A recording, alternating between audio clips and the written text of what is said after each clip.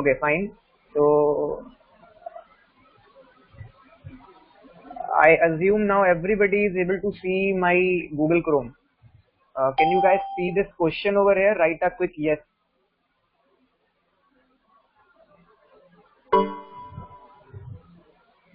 Cool. No need to key in yes. हो गया yes. अब ज्यादा लोग yes मत लिखना, ठीक है? Coming back. तो इस क्वेश्चन में यहाँ पर इसका सोल्यूशन मैं बताऊं तो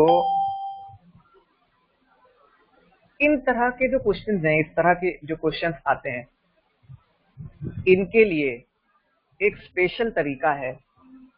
जब भी किसी भी क्वेश्चन के अंदर फंक्शन कॉलिंग हो रही होगी, मतलब एक फंक्शन दूसरे फंक्शन को कॉल कर रहा है, कहीं रिकर्जन हो रहा है या कहीं पे भी रिपीटेटिव फंक्शन कॉलिंग हो रही है, उन केसेस में हमेशा फंक्शन का स्टैक बनेगा। हमेशा फंक्शंस के लिए एक स्टैक बनेगा, एक स्टैक मेमोरी क्रिएट होगी, फंक्शन को एक स्पेस अलॉट होगा और उसके ऊपर फंक्शंस कॉल होते चले जाएंगे। Let me show you here. Assuming that this is my stack, first time when I open the program, when I run the program, यहाँ पे main कॉल होगा, ये main चला। अब इस मेन के ऊपर से जब मेन के अंदर घुसा, इसने कहा काउंट 3, तो यहाँ पर C3 चालू हो जाएगा, काउंट 3। ये सब चीजें आप लोग ऑलरेडी OS वगैरह में पढ़ चुके हो, इसमें कुछ नया नहीं है, बस तितर बितर पढ़ाया गया और आप उसे कनेक्ट नहीं कर पाए, इसलिए आप कभी प्रॉब्लम सही से सॉल्व नहीं कर पाते। ये सारे सॉल्यूशन सबको आते हैं, ऐसा कुछ इसमें नया नहीं बताऊंगा मैं। जो नया बताऊंगा वो बस ये बताऊंगा कि ट्रिक क्या है, कि कैसे सारे कॉन्सेप्ट आप लोग कनेक्ट करोगे, कैसे उन सब कॉन्सेप्ट को यूज करना है और कैसे उन कॉन्सेप्ट को कैसे उन कॉन्सेप्ट को इस पे अप्लाई करना है। कमिंग बैक, तो काउंट 3 कॉल होगा, काउंट 3 को एक मेमोरी एलोकेट होगी, इस मेमोरी के अंदर एक्टिवेशन रिकॉर्ड्स होते हैं, कोई भी नया शब्द नहीं है, सब तुमने पहले पढ़ा हुआ है, तुम्हें कुछ याद नहीं होगा, मैं ये मानकर चल रहा हूँ, मैं बता दूंगा अभी सब। ये C3 हुआ, C3 के ऊपर फिर जब C3 रन होगा तो यहाँ C3 के अंदर जाएगा, जैसे ही काउंट में आएगा सारी लाइनें एग्जीक्यूट होंगी 1 by 1, जहाँ यहाँ यहाँ यहाँ। जब ये इस स्टेटमेंट में आएगा, अगर सेटिस्फाई हो गई तो ये फिर से कॉलिंग कर देगा, तो यहाँ फिर से एक C2 क्रिएट हो जाएगा, सिमिलरली C1 क्रिएट हो जाएगा। सिमिलरली जितनी बार ये प्रोग्राम रन हो सकता है उतनी बार यहाँ पर फंक्शंस का स्टैक मेंटेन होता जाएगा। Why this thing is very important. अगर आप सिंपली बिना पेन उठाए इसका आंसर लिखने जाते हैं तो आप इतने महान नहीं हैं, अभी इतनी प्रैक्टिस नहीं है तुम लोगों की कि तुम देख के आंसर बता दो।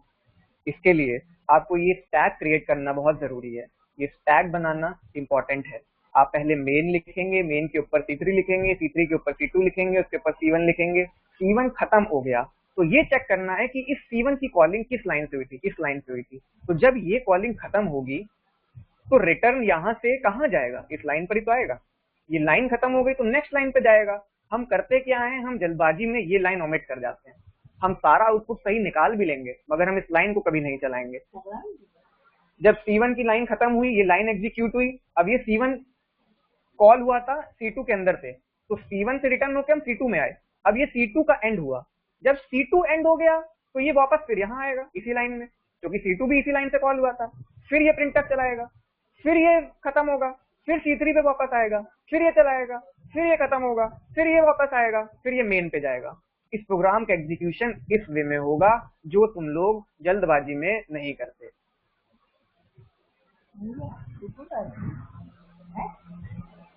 जस्ट फॉर इन्फॉर्मेशन, मेरी मम्मी बगल में बैठी है, वो देखना चाह रही है कि मैं क्या कर रहा हूँ, तो बड़ी खुश हो रही है कि मैं तुम लोग को पढ़ा रहा हूँ।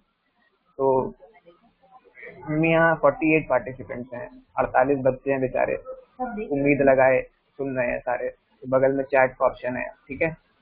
हाँ, so guys, coming back to you, sorry.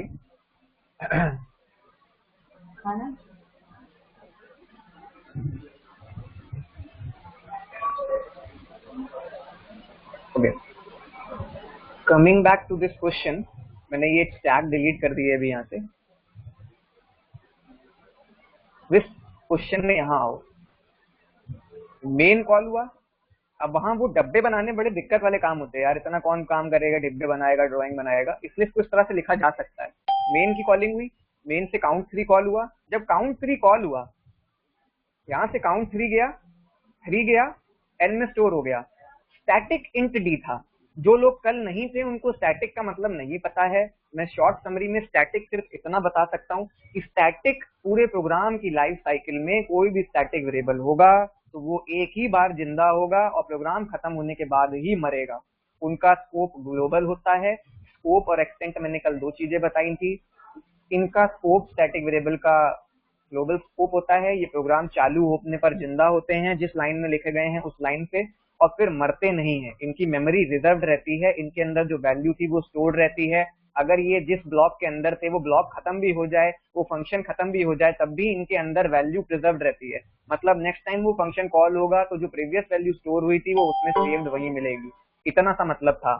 जिसको नहीं समझ में आया आई एम सॉरी। स्टैटिक के लिए मैं रिवीजन नहीं कराऊंगा, मेरे पास अभी इतना टाइम नहीं है। आपकी गलती है, आप कल नहीं थे, किसी को पकड़िए, जो लोग कल थे उनसे पूछिए कि स्टैटिक का क्या मतलब है। ठीक है। बहरहाल coming back to the question, count 3 call हुआ, एन लोकल वेरिएबल है, एन के अंदर 3 स्टोर हो गया। Static int D equal to 1।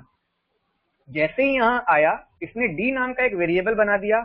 हार्दिक बीच में मैसेज करना सही नहीं है। Let me complete the concept, I will ask for questions. Okay, अभी आप बीच में चैट इंटरप्ट कर रहे हो, लोगों को भी डिस्टर्ब कर रहे हो, मुझे भी कंप्लीट नहीं करने दे रहे। Let me first do the thing. मैं जो एक्सप्लेन कर रहा था उसको सुनते जाओ। लास्ट में मैं कहूंगा अगर कुछ गलत होगा तो ठीक है, मैं अभी भगवान नहीं हो सकता, मुझसे भी गलती हो जाए यार। मैं भी पढ़ने लिखने वाले स्टेट में ही हूँ, अभी भी कोई इंडस्ट्री एक्सपर्ट नहीं बन गया। आई बिलीव मुझसे भी गलती हो सकती है। मैं जब कंप्लीट कर लूंगा इसका सोल्यूशन तो तुमसे पूछूंगा कि किसी को कोई डाउट है, किसी को कुछ अगेंस्ट बोलना है, उस समय सब लोग बोलना। अभी आप चैट में करोगे तो डिस्टर्ब होगा, करो भी तो मुझे प्राइवेट करो ऐसे केसेस में, ठीक है। या सो काउंट 3 कॉल हुआ, एन में 3 चला गया, स्टैटिक इंट डी से डी पैदा हो गया मेमोरी में, उसको 1 मिल गया। प्रिंट एफ हुआ, पहली लाइन जो प्रिंट होगी उसमें पहला शब्द जो प्रिंट होगा, पहला अक्षर प्रिंट होगा, वो क्योंकि काउंट 3 कॉल हुआ तो 3 होगा। मैं पेन ले लूं, पेन आ जा, पेन आ गया। यहाँ काउंट 3 कॉल हुआ, काउंट 3 के बाद ये डी से डी में 1 आ गया, ये यहाँ आया, इसने प्रिंटिंग कर दी 3 की। फिर ये नीचे इस लाइन पर गया, इसको डी की वैल्यू 1 मिली, इसने 1 प्रिंट कर दिया। फिर ये उसके बाद डी प्लस प्लस करेगा। अब यहाँ पर डी जो है, डी, ये डी चेंज होकर के यहाँ पर 2 हो चुका है आगे के लिए, ठीक। फिर ये यहाँ आएगा, एन को मैच करेगा। क्या एन यानी 3 ग्रेटर देन 1 है? हाँ जी है। तो क्या करो, काउंट को दोबारा कॉल करो 3 - 1 के लिए, मतलब 3 - 1 मतलब 2 के लिए कॉल करो, तो दोबारा फंक्शन कॉलिंग होगी। ये इस लाइन से, याद रखना, इस लाइन से यहां पहुंच गया। जब ये इस लाइन से यहां पहुंच गया तो n की नई वैल्यू क्या हो गई? 2। n की नई वैल्यू क्या हो गई? 2। जब ये यहां आया तो इसको d की वैल्यू 1 नहीं मिलेगी। ये नई चीज उनके लिए होगी जो कल के सेशन में नहीं थे। जो कल सेशन में थे उनको इसमें कुछ नया नहीं लगेगा, वो समझ गए होंगे कि d यहाँ पे भी 2 मिलेगा। जैसे ही वो यहाँ आएगा d 2 मिलेगा, प्रिंटिंग करेगा, यहाँ पे 2 मिला देगा, एक और 2 बना देगा, n और d प्रिंट हो गए। अगली बार ये 2 को काट करके 3 कर देगा, क्योंकि d प्लस प्लस हुआ है। फिर यहाँ पर आएगा, क्या 2 1 से बड़ा है? Count n - 1। क्या 2 1 से बड़ा है? हाँ, तो ये काउंट ऑफ 2 - 1 यानी काउंट ऑफ 1 को कॉल कर लेगा। यहाँ आएगा, n की वैल्यू क्या हो गई अब की बार? 1। अंदर आएगा, d की वैल्यू क्या थी? 3। प्रिंटिंग क्या होगी? 3 1 2 2 1। फिर क्या प्रिंट होगा? 3। फिर d प्लस प्लस होगा, d क्या हो गया है? 4। d 4 हो गया है। n क्या था? n क्या था? 1। तो अब ये यहाँ कंपैरिजन करेगा 1 ग्रेटर देन 1। नहीं जी, ये तो गलत है। जैसे ही ये स्टेटमेंट गलत हुआ तो ये इफ के अंदर का स्टेटमेंट काउंट था। अब यहाँ नोटिसेबल बात क्या है, एक और गलती की गुंजाइश। लोग समझ लेते हैं कि ये प्रिंट एफ तो एल्स के अंदर था। नहीं जी, ये प्रिंट एफ एल्स के अंदर नहीं है, ये इफ के अंदर का स्टेटमेंट काउंट है, और एल्स तो यहाँ है ही नहीं। ये इफ क्लॉज खत्म होने के बाद हर केस में ये सेंटेंस प्रिंट एफ का जरूर चलेगा। ये नोटिसेबल बात है, यहां समझ लो। कहां यूज होगा, कैसे होगा, अभी बताता हूं। तो n ग्रेटर देन 1 एल्स में जाएगा, एल्स है नहीं, अगली लाइन पे जाएगा, अगली लाइन कहती है कि 4 प्रिंट कर दो। कई लोग बड़ी मुश्किल से यहां तक तो पहुंच गए थे, अब तुमने गलती क्या करी? ये आंसर तो लोग ले आए, गलती तुमने क्या करी? तुमने फंक्शंस का स्टैक बनाया नहीं। जब तुमने फंक्शन कॉलिंग का स्टैक नहीं बनाया तो तुमको ये नहीं पता कि आगे 3-4 और आएंगे। हाउ? जब ये C1 यहां पर चल रहा था, हम C1 पे आए थे, n की वैल्यू 1 है तो काउंट 1 कॉल हुआ होगा। तो जब काउंट 1 कॉल हुआ था तो ये काउंट 1 का भी ब्रैकेट है। जैसे ये काउंट 1 का ब्रैकेट एनकाउंटर हुआ तो वो जो स्टैक मैंने बनाया था, डब्बे बनाए थे, उसमें काउंट 1 वाला जो पार्ट था सबसे ऊपर रखा हुआ था, वो पूरा का पूरा स्वाइप आउट हो जाएगा। स्वाइप आउट हो जाएगा तो कर्सर गिरेगा काउंट 2 में। काउंट 2 यहां पर चल रहा था जिसने काउंट 1 को बुलाया था। आई रिपीट, काउंट 2 चल रहा था, उसने काउंट 1 बुला दिया था, तो काउंट 2 को बीच में रोक करके काउंट 1 का एक्टिवेशन रिकॉर्ड वहां पर डब्बा क्रिएट हुआ था मेमोरी का, उसमें ये काम आगे का हुआ जिसमें ये प्रिंटिंग हुई, फिर वो मर गया है। अब वापस काउंट 2 आ गया है, इस लाइन पर काउंटर आ गया है, इसके बाद कहां जाएगा? इस लाइन पे। तो ये क्या करेगा? 4 की प्रिंटिंग करेगा फिर से। फिर ऐसे ही सिमिलरली काउंट 2 यहां मर गया, अब काउंट 3 पे आएगा, काउंट 3 पे आएगा तो क्या करेगा? यहां पे प्रिंटिंग करेगा। काउंट 3 जब मरेगा तो वो मेन पे जाएगा और यहां पर प्रोग्राम टर्मिनेट हो जाएगा। तो इसका आउटपुट ये आएगा।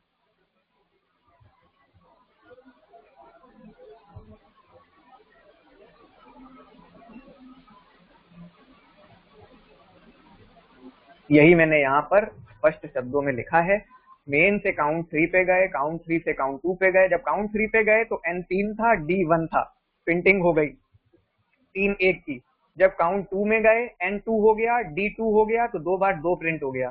काउंट 1 पे गए, n 1 था, d 3 था, अब की बार 1 3 प्रिंट हो गया और d चेंज होकर के आगे के लिए 4 हो गया। मगर वापस जाते ही ये 4 की 3 बार प्रिंटिंग करेगा।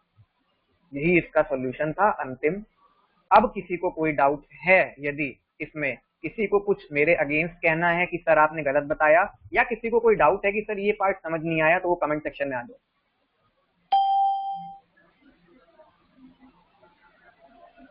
Any doubt anyone related to this question?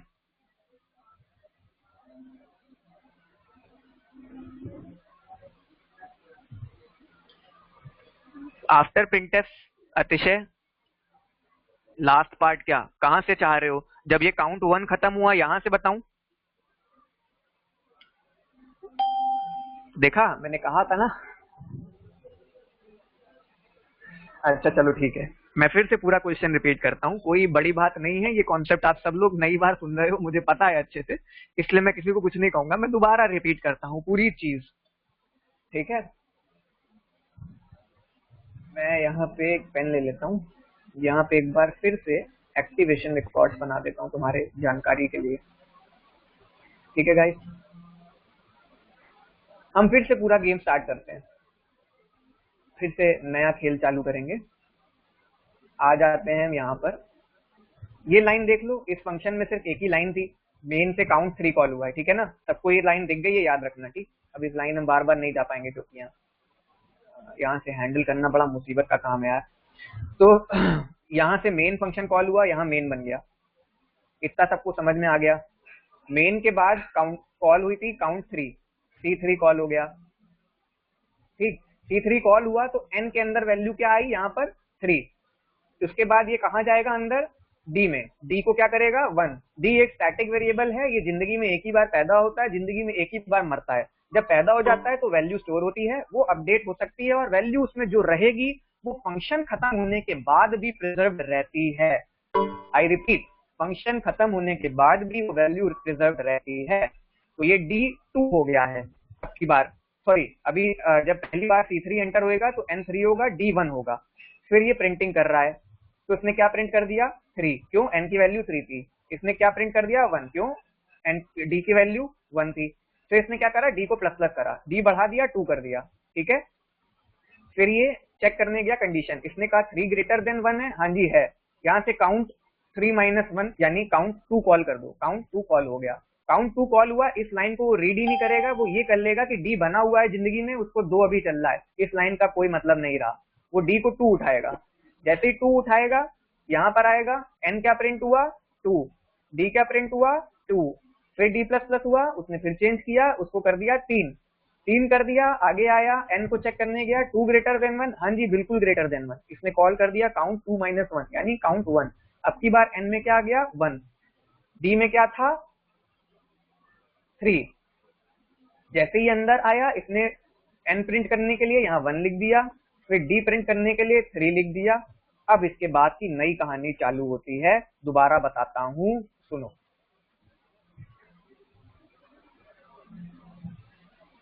अरे क्या हो रहा है भाई यार, ये थोड़ी ड्राइंग मेरी खराब है और ये मैं पैड से बना रहा हूँ तो बुरा मत मानना, बुरा ना मानो, होली है। ये C1 ठीक, ये चींटे की टांग है। हाँ तो अभी हम C1 पे हैं, C1 पे हम इस लाइन पर पहुंच चुके हैं। जब यहाँ पर ये चेकिंग हुई, इफ कंडीशन फेल हो गई, जैसे ही इफ कंडीशन फेल हो गई, एल्स पार्ट नहीं था तो अगले स्टेटमेंट पे जाएगा इस वाले पे।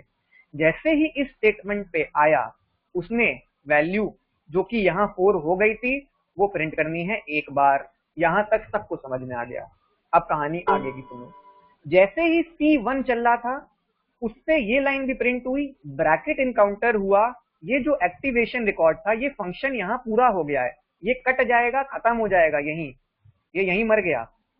अब स्टैक में सबसे ऊपर क्या है C2 में किस लाइन से कॉलिंग हुई थी, इस लाइन से। C2 की इस लाइन तक एग्जीक्यूशन हो चुका था, C2 से C1 जब कॉल हुआ तो यहां से कंट्रोल आगे गया था, तो कंट्रोल वापस यहीं वापस आएगा। जैसे ही वापस आएगा उसको फिर अगली लाइन printf मिलेगी, वो फिर से एक 4 प्रिंट कर देगा। वैसे ही ब्रैकेट मिलेगा, C2 खत्म हो जाएगा, C2 मर गया है, C2 मर गया, C2 की जगह गई, ये C3 पे गिरा, C3 पे गिरा, सेम केस, यहां से C2 कॉल हुआ था, एग्जीक्यूशन वापस आया, कंट्रोल वापस आया, इसको फिर से printf मिला, इसने फिर से 4 प्रिंट कर दिया। फिर ये C3 भी मर जाएगा, जैसे ही ब्रैकेट मिला C3 मरा, ये मेन पे वापस जाएगा, उसके बाद कोई स्टेटमेंट ही नहीं है, प्रोग्राम यहीं खत्म हो जाएगा, इसका आउटपुट ही आएगा। क्या अभी भी कोई डाउट है? अब क्रिस्टल क्लियर हो गया? हाँ मम्मी बोलो।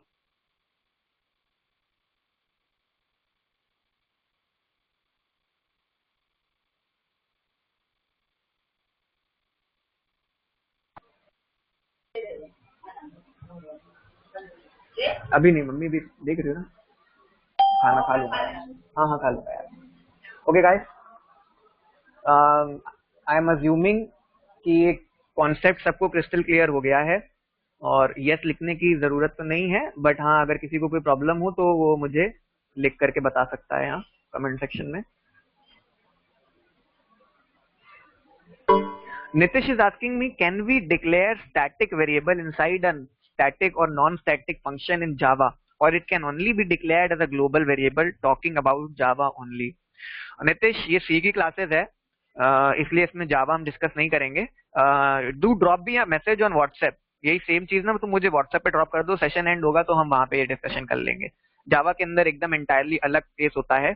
मैंने कल भी ये बात रिपीट करी थी, जितने लोग जावा पढ़ रहे हैं उनको अभी आने वाली जितने भी क्वेश्चंस हैं सब एकदम ऐसे लगेंगे कि ये हो क्या रहा है, ये हुआ तो हुआ कैसे, क्योंकि जावा में सब कुछ बहुत प्लान्ड है, बहुत मैनेज्ड है, सब कुछ सिंटेक्स से बाउंड है, और सी में कुछ भी बाउंड नहीं है, सी में कुछ भी कहीं से कभी भी हो जाता है, इसलिए सी पकड़ना बहुत डिफिकल्ट है।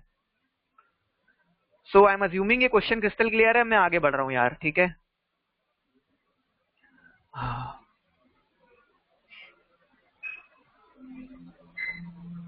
Okay guys, coming to my next question that I am asked you in the assignment, अगला ही बहुत बढ़िया।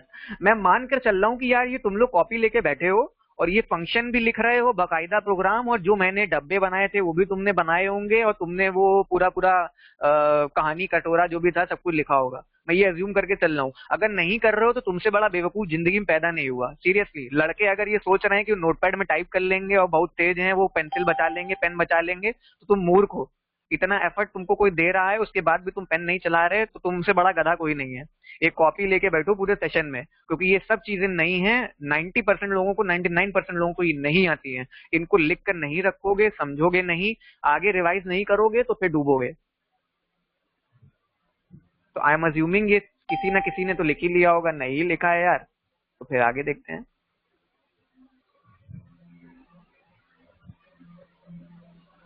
प्रतीक इज आस्किंग मी, सबको यहाँ जावा आती ही होगी? If it is possible we can compare C with Java if it work with you.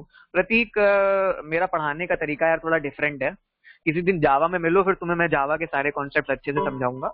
अभी फिलहाल हम सी पढ़ रहे हैं और मैं नहीं चाहता कि अननेसेसरी एक एडवांस कॉन्सेप्ट, एक ऐसी चीज क्लैश हो और किसी के बाउंस मार जाए और अननेसेसरी क्लास का 15-20 मिनट वेस्ट हो जाए जो तुमसे कोई पूछने नहीं वाला है। अभी फिलहाल तुमसे वो सवाल कोई नहीं पूछेगा जब तक सी का गेम चल रहा है। हाँ, तुम खुद से बोल दोगे तुमको जावा आती तो तुम्हारी ले लेंगे, इसलिए जावा तभी मुंह खोलना जिंदगी में, इंटरव्यू में, जब तुमको 100% श्योर हो कि हाँ जावा आती है। Mohit is saying sir just flash previous screen of solution to take screenshot. Mohit, तुम्हारा कुछ नहीं होना जिंदगी में, लो ले लो।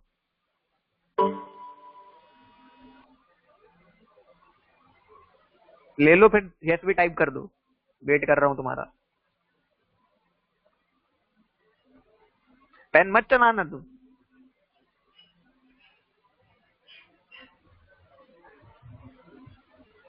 मोहित से डन। निशांत आया, एक और बड़ा भाई आया। भाई रिकॉर्ड हो रहा है। बेटा मैं रिकॉर्डिंग दूंगा ही नहीं, तुम लोग इस उम्मीद में मत रहो कि तुम्हें रिकॉर्डिंग मिलने वाली है। सेशंस रिकॉर्ड हो रहे हैं, मैं अपने रिकॉर्ड के लिए कर रहा हूँ, तुम में से किसी को एक सेशन नहीं मिलेगा, जितने एब्सेंटीज हैं उनको भी एक सेशन नहीं मिलेगा, मैं नहीं दूंगा किसी को भी सेशन। बैठो तुम लोग इस तरह से। Coming back to the next question है। अगला क्वेश्चन ये था, एक बेहतरीन क्वेश्चन का एक और एग्जांपल। इसका आंसर सब ने गलत दिया है सिवाय, नहीं, हाँ, 2-4 लोगों ने सही दिया है आई गेस। मुझे करिश्मा का ही नाम चढ़ गया यार, अब करिश्मा ने सारे आंसर सही किए, उसका नाम चढ़ना बनता है। उसने सही किया है आई गेस, दिव्या ने सही किया है आई गेस, जगवानी ने भी सही किया है। सोल्यूशन मुझे किसी ने दिया नहीं था। निशांत, अगर तू रिकॉर्ड कर रहा है और बाद में बेटा मुझे पता चला कि तूने रिकॉर्डिंग मुझसे बिना पूछे शेयर करी, तो तू समझ लियो, कोई भी रिकॉर्ड कर रहा है अगर स्क्रीन और उसने बाद में शेयर किया, वो भी मेरी नॉलेज के बिना, तुम समझ लेना मुझसे बुरा कोई नहीं। Okay, coming back to the question. इस क्वेश्चन में आओ। इस क्वेश्चन में आने से पहले मैं इसका सोल्यूशन ढूंढ लूं। सोल्यूशन मैंने तितर बितर लिखे हुए हैं यार, कहाँ गया सोल्यूशन, कहाँ गया सोल्यूशन, कहाँ गया सोल्यूशन, आजा आजा, आजा आजा, ये रहा, या ओके कूल। कमिंग बैक, इस क्वेश्चन को गौर से देखो, ये क्वेश्चन अल्टीमेट है अपने ही में, अपने में ही, अपने आप में ही ये क्वेश्चन एक अल्टीमेट क्वेश्चन है। इसमें आओ, ये कह रहा है कि ये वॉइड गेट नाम का फंक्शन लिखा है। अगर हम मेन से गेट 6 को कॉल करते हैं तो गेट नाम का जो फंक्शन है वो कितनी बार इन्वोक होगा। इन्वोक का मतलब वो फंक्शन कितनी बार कॉल होगा। सेम केस, जब भी ऐसा कुछ करना है स्टैक का कॉन्सेप्ट लगेगा, फंक्शन कॉलिंग आएगी, आपको स्टैक बनाना है। स्टैक के डिब्बे बनाने डिफिकल्ट होते हैं, इसलिए हम डायग्रामेटिकली, ग्राफिकली इस तरह के कुछ चीजें निकाल करके इनका सॉल्यूशन करते हैं। इस क्वेश्चन पे आओ, ये क्वेश्चन कहता है गेट 6 कॉल करो। जैसे ही गेट 6 कॉल होगा तो 6 का कंपैरिजन होगा यहाँ, क्या 6 इज लेस देन 1?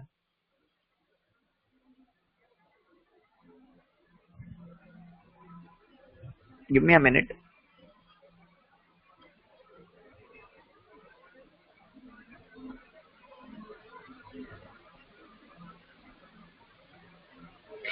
मैंने जब ये क्वेश्चन सॉल्व किया तो मुझे लगता है मैंने ही एक चीज गलत ले ली। मैं क्वेश्चन बदल रहा हूँ, ठीक है, प्लीज कोई हर्ट मत होना। मैं क्वेश्चन चेंज कर रहा हूँ या कंडीशन को काट करके लेस देन से ग्रेटर देन कर रहा हूँ। मैं इसको ग्रेटर देन के अकॉर्डिंगली सॉल्व करूंगा, लेस देन के लिए फिर हम दोबारा कर लेंगे अभी एक बारी, ठीक है। मैंने क्योंकि ये चार्ट ग्रेटर देन के अकॉर्डिंगली बनाया हुआ है, इसलिए मैं ये बात कह रहा हूँ कि मैं इसको ग्रेटर देन के लिए सॉल्व कर रहा हूँ, फिर लेस देन के लिए हम इसे दोबारा करेंगे एक बारी, ठीक है। Coming back to my question, यहाँ देखो क्या होगा। 6 इज, नहीं, सॉरी, क्या कर रहा हूँ मैं, नशे में आ गया क्या? सॉरी, कोई जरूरत नहीं है कुछ भी करने की, मैं भी पागल हो गया। हाँ, तो दोबारा आते हैं वापस। आई एम एक्सट्रीमली सॉरी पिछले 10 सेकंड 20 सेकंड के लिए।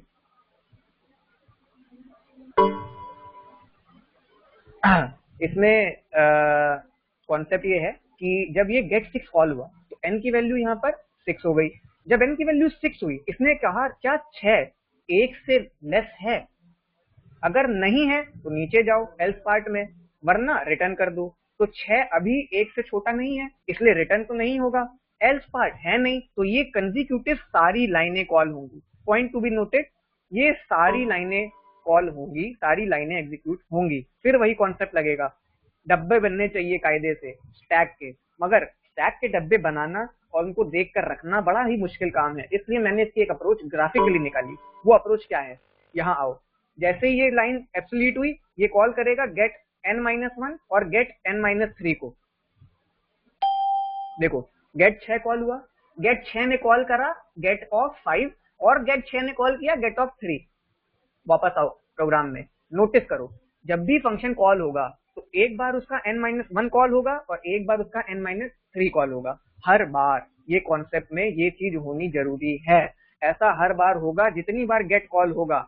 अगर ये कंडीशन सेटिस्फाई नहीं हुई तो हर बार गेट का n-1, हर बार गेट का n-3 कॉल होगा ही होगा।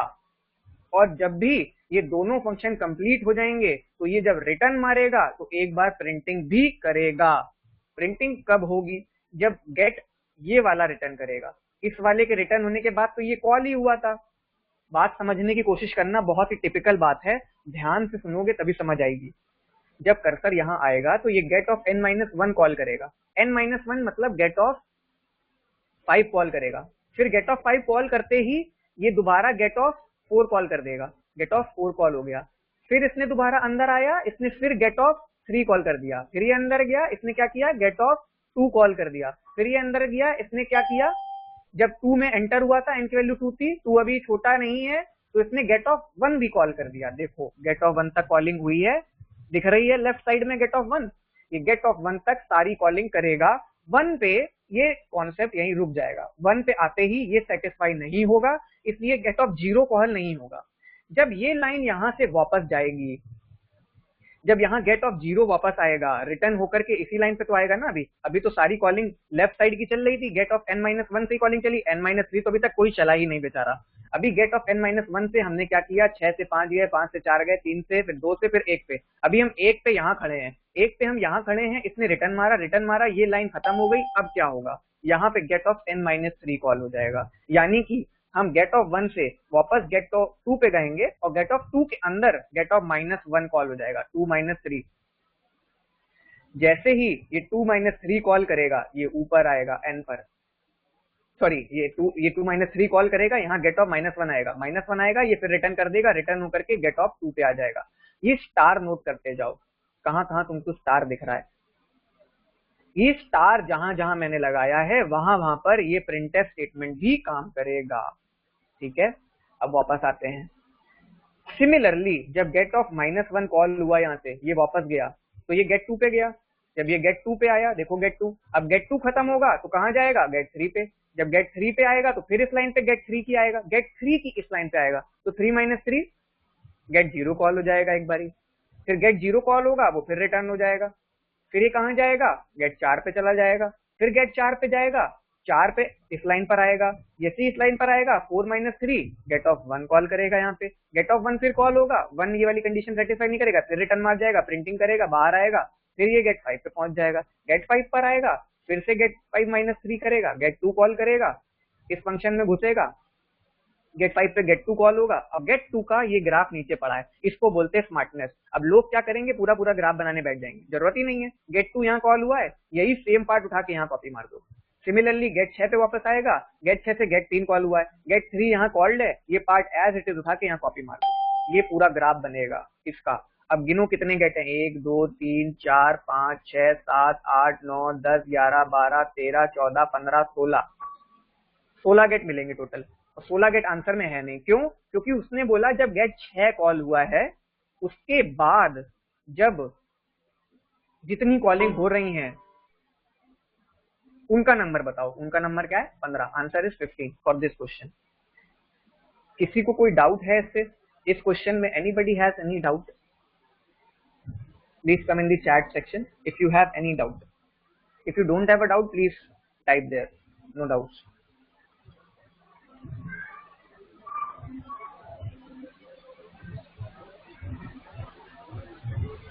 अच्छा, नो डाउट लिखना बंद कर दो, नो डाउट लिखोगे फिर सब डिस्टर्ब होंगे। नितिश सेज गेट 1 के बाद गेट 0 भी चलना चाहिए। अच्छा, आयुष कहता है एक बार ट्री फिर से दिखा दीजिए। चेष्टा कहती है सर रिटर्न वाला समझ नहीं आया। अरे यार वेरी गुड, तुम लोग साले दो दो बार सुने बिना मानोगे नहीं मुझसे। सुबह से लगा हूँ यार, कुछ तो तरस आओ। गेट 6 कॉल हुआ, गेट 6 से गेट 5 पे गया। किधर आओ चेष्टा, जल्दी देखो। नितिश और आयुष तुम्हारी प्रॉब्लम अभी मैं दोबारा सॉल्व करता हूँ। चेष्टा गेट 6 कॉल हुआ, यहाँ पे ये कंडीशन सेटिस्फाई नहीं हुई, ये बेकार हो गई। यहाँ पे कॉलिंग होगी, ये क्या करेगा, गेट ऑफ 5 कॉल करेगा।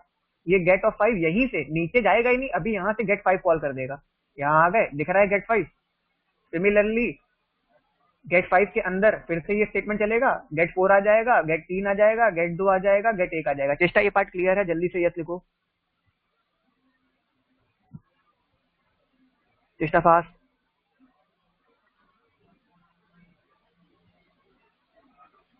चेष्टा सेज है यस, ओके।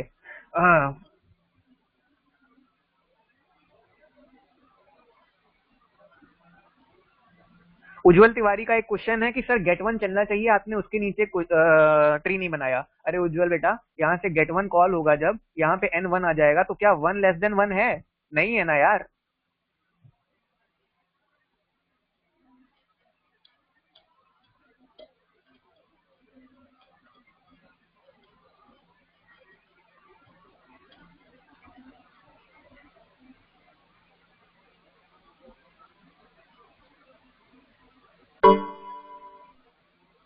हाँ हाँ ठीक है ठीक है ठीक है, I am sorry, I take my words back. मैंने शायद कुछ जल्दबाजी कर दी। उज्जवल का पॉइंट यहाँ सही है। यहाँ पे हमने एक कंडीशन इग्नोर कर दी 1 के लिए। अगर 1 लेस देन 1 है तो रिटर्न करना था, तो 1 लेस देन 1 तो है ही नहीं, इसलिए ये कंडीशन होल्ड होगी और गेट 1 भी यहाँ कॉल होगा। इसका मतलब इसके नीचे यहाँ पर एक गेट 0 भी कॉल होगा। अभी गेट 0 कॉल होगा तो यहाँ पर गेट ऑफ -3 भी कॉल होगा। यानी कि जहां जहां गेट 1 लिखा है वहां पर 2 और बढ़ जाएंगे। यहाँ 2 और बढ़ जाएगा, यहाँ 2 और बढ़ जाएगा, यहाँ 2 और बढ़ जाएगा, यहाँ 2 बढ़ जाएगा, यानी टोटल 4 6 बढ़ जाएंगे। 6 बढ़ गए और 8 बढ़ गए, 8 बढ़ जाएंगे। ठीक है उज्जवल, 8 और बढ़ जाएंगे। इसका आंसर 25 होगा। आई एम एक्सट्रीमली सॉरी, जिन जिन ने भी 25 आंसर दिया था उनका आंसर सही है। ठीक है, I take my word back. Coming back to the concept here, but get 1 call होगा। हाँ हाँ भाई, मान लिया 25 है यार, खुश हो जाओ सब।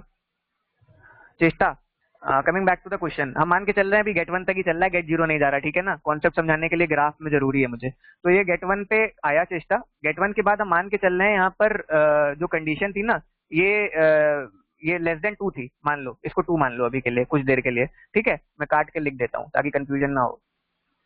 बात है कॉन्सेप्ट समझना है हमें, आंसर तो कुछ भी निकालो बाद में तुम। हाँ, अभी कुछ देर के लिए n लेस देन 2 है। ठीक है, सबको ये बात समझ में आ गई, किसी को दिक्कत तो नहीं? तो अबे शिफ्ट क्यों हुआ अबे? ठीक है, तो ये यहाँ पे 2 है। ठीक है चेष्टा, तो यहाँ पे क्या होगा, ये कंडीशन जब डिससेटिस्फाई हो जाएगी, जब गेट 1 होएगा तो गेट 1 इज लेस देन 2। जैसे ही कंडीशन सेटिस्फाई, यहाँ से रिटर्न होगा चेष्टा। जब ये रिटर्न होगा तो रिटर्न होके गेट 1 यहाँ से कॉल हुआ था, गेट 1 इस लाइन से कॉल हुआ था, तो वापस इसी लाइन पे आएगा। जब इस लाइन पे वापस आएगा चेष्टा, तो अगली लाइन क्या लिखी है, 1 - 3, तो यहाँ पर देखो कॉलिंग हो जाएगी।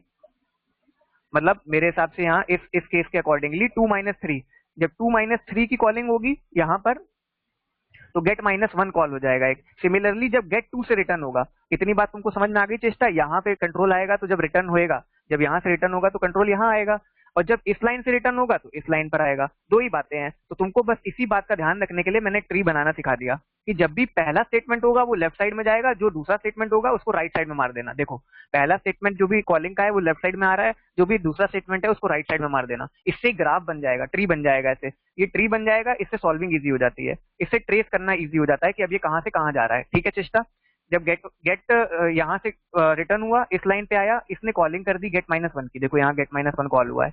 जब गेट -1 से भी रिटर्न हो जाएगा, यहाँ पे आएगा गेट -1 से रिटर्न होके, तो ये प्रिंटिंग करेगा, प्रिंटिंग करके फिर ये ब्रैकेट बंद होगा, ये वापस चला जाएगा, वापस चला जाएगा तो ये किस पे आएगा, गेट 2 पे। सिमिलरली गेट 2 के लिए जब गेट 3 पे जाएगा तो गेट 0 कॉल होगा। अब ये चीज समझ में आई चेष्टा? यस या नो लिखो जल्दी से। नीतीश कहता है 1 के बाद गेट 0 भी चलना चाहिए। हाँ नीतीश सही कह रहा था। यस, चेष्टा से अब उसको समझ में आ गया। नीतीश कह रहा है 1 के बाद गेट 0 भी चलना चाहिए। हाँ उज्जवल ने भी यही कही, मैंने भी ये बात एक्सेप्ट कर ली, सॉरी नीतीश। आयुष कह रहा है सर एक बार फिर से ट्री दिखा दीजिए। आयुष तुमको ट्री दिख गया? आयुष ले लो फोटो ट्री की जल्दी से।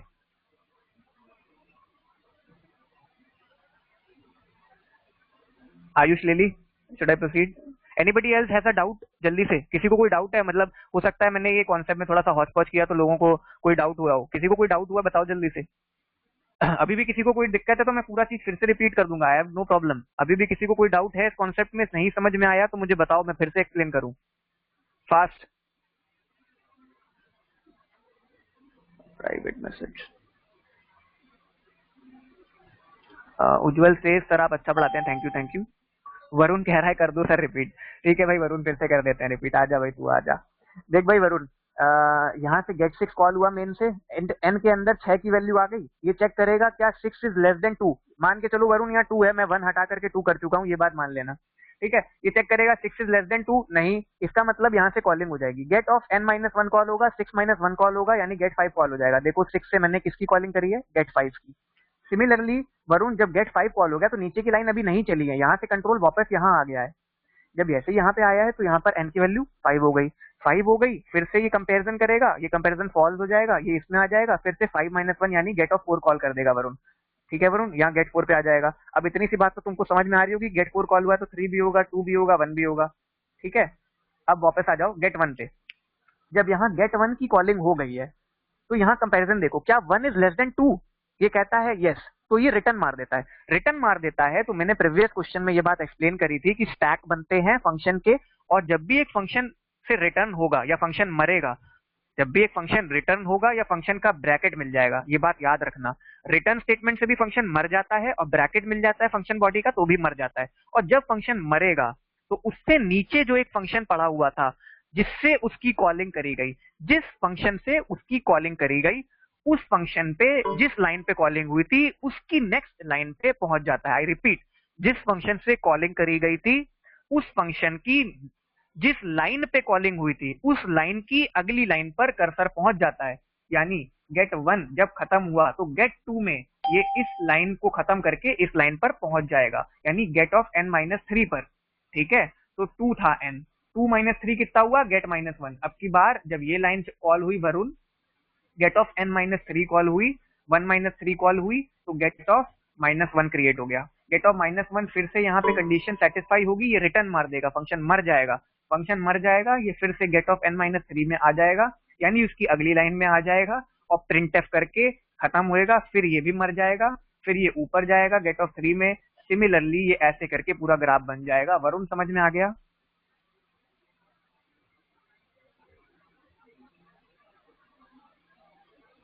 आ गया सर, ओके गुड। प्रतीक का प्राइवेट मैसेज आया है, प्रिंट स्टेटमेंट कब चलेगी? प्रतीक मैंने बताया, आई गेस प्रतीक तुम्हें अब समझ में आ गया। प्रणव से सर इसके आउटपुट में जो प्रिंट होगा वो भी नहीं। प्रणव नहीं, प्रतीक नहीं, नहीं बताऊंगा। ठीक है, ये अगला सवाल है, तुम लोग को समझ आ जाना चाहिए। चलो, प्रणव से सर इसके आउटपुट में जो प्रिंट होगा वो बताया। नहीं बताऊंगा, बिल्कुल नहीं बताऊंगा, अभी तुम बताओगे ये मुझे, मैं नहीं बताऊंगा। चलो भाई, ये क्वेश्चन भी खत्म हुआ, समाप्ति मान रहा हूं मैं इस क्वेश्चन की। ठीक है, अगला क्वेश्चन ये है, बहुत ही घटिया सा क्वेश्चन, लोग इसको भी गलत कर रहे हैं। जहर पी लो सब लोग प्लीज। आर्यन, दौड़ा दौड़ा के मारे जाओगे, समझ लेना, बता रहा हूं मैं डिस्कनेक्ट कर दूंगा तुम्हें यहाँ से।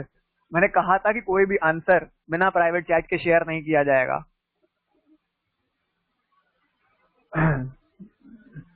कोई बात नहीं, इसका आंसर गलत ही है वैसे मेरे हिसाब से। अभी मैं नहीं कह रहा सही या गलत, सब लोग इसका आंसर बाद में करेंगे। अभी सब लोग इस क्वेश्चन पे वापस आओ। ये आउटपुट है, ये कह रहा है कि इसका आउटपुट बताओ। इसमें देखो एक कैरेक्टर एरे है, इसके अंदर ई है पहला लेटर, दूसरा एन है, ये डी है, इसको बोलते हैं नल कैरेक्टर। और ये नल कैरेक्टर स्ट्रिंग के केस में एंड ऑफ स्ट्रिंग सिंप्लीफाई करता है। मतलब ये बताता है कि स्ट्रिंग यहाँ पर खत्म हो गई है। जब भी तुम एक कैरेक्टर एरे के अंदर ये किस तरह का मैं बताता हूँ, एक सेकेंड रुकना, give me a minute. When you write ch equal to hello,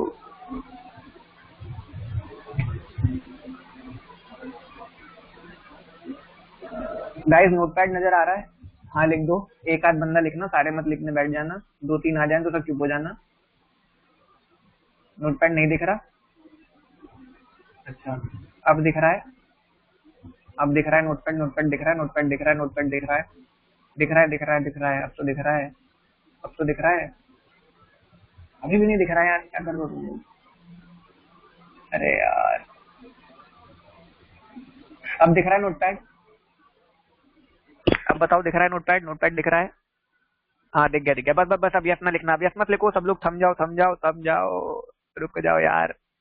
हाँ, तो देखो ये नोटपैड दिख रहा है। ये इस तरह का जब एलोकेशन करते हैं, कैर ch इक्वल टू हेलो, ठीक है, इसको स्ट्रिंग कहते हैं ना। स्ट्रिंग का इस तरह से शायद सी में होता है। कोई सी वाला हो तो बता दो यार, मैं गलत लिख रहा हूँ तो अभी रुक जाता हूँ। सही लिखा है ना मैंने? हाँ ना कर दो। हाँ सही लिखा है, आरुषि ने बोल दिया सही लिखा है। चलो भाई, आरुषि की बात मान ली मैंने, अब कोई और मत लिखना। मैं ये कहता हूँ कि जब भी तुम इस तरह का डिक्लेरेशन करते हो कैरेक्टर एरे का, तो ये एक्चुअल में अंदर जाके पता है सेव इसी तरह से होता है, ch इक्वल टू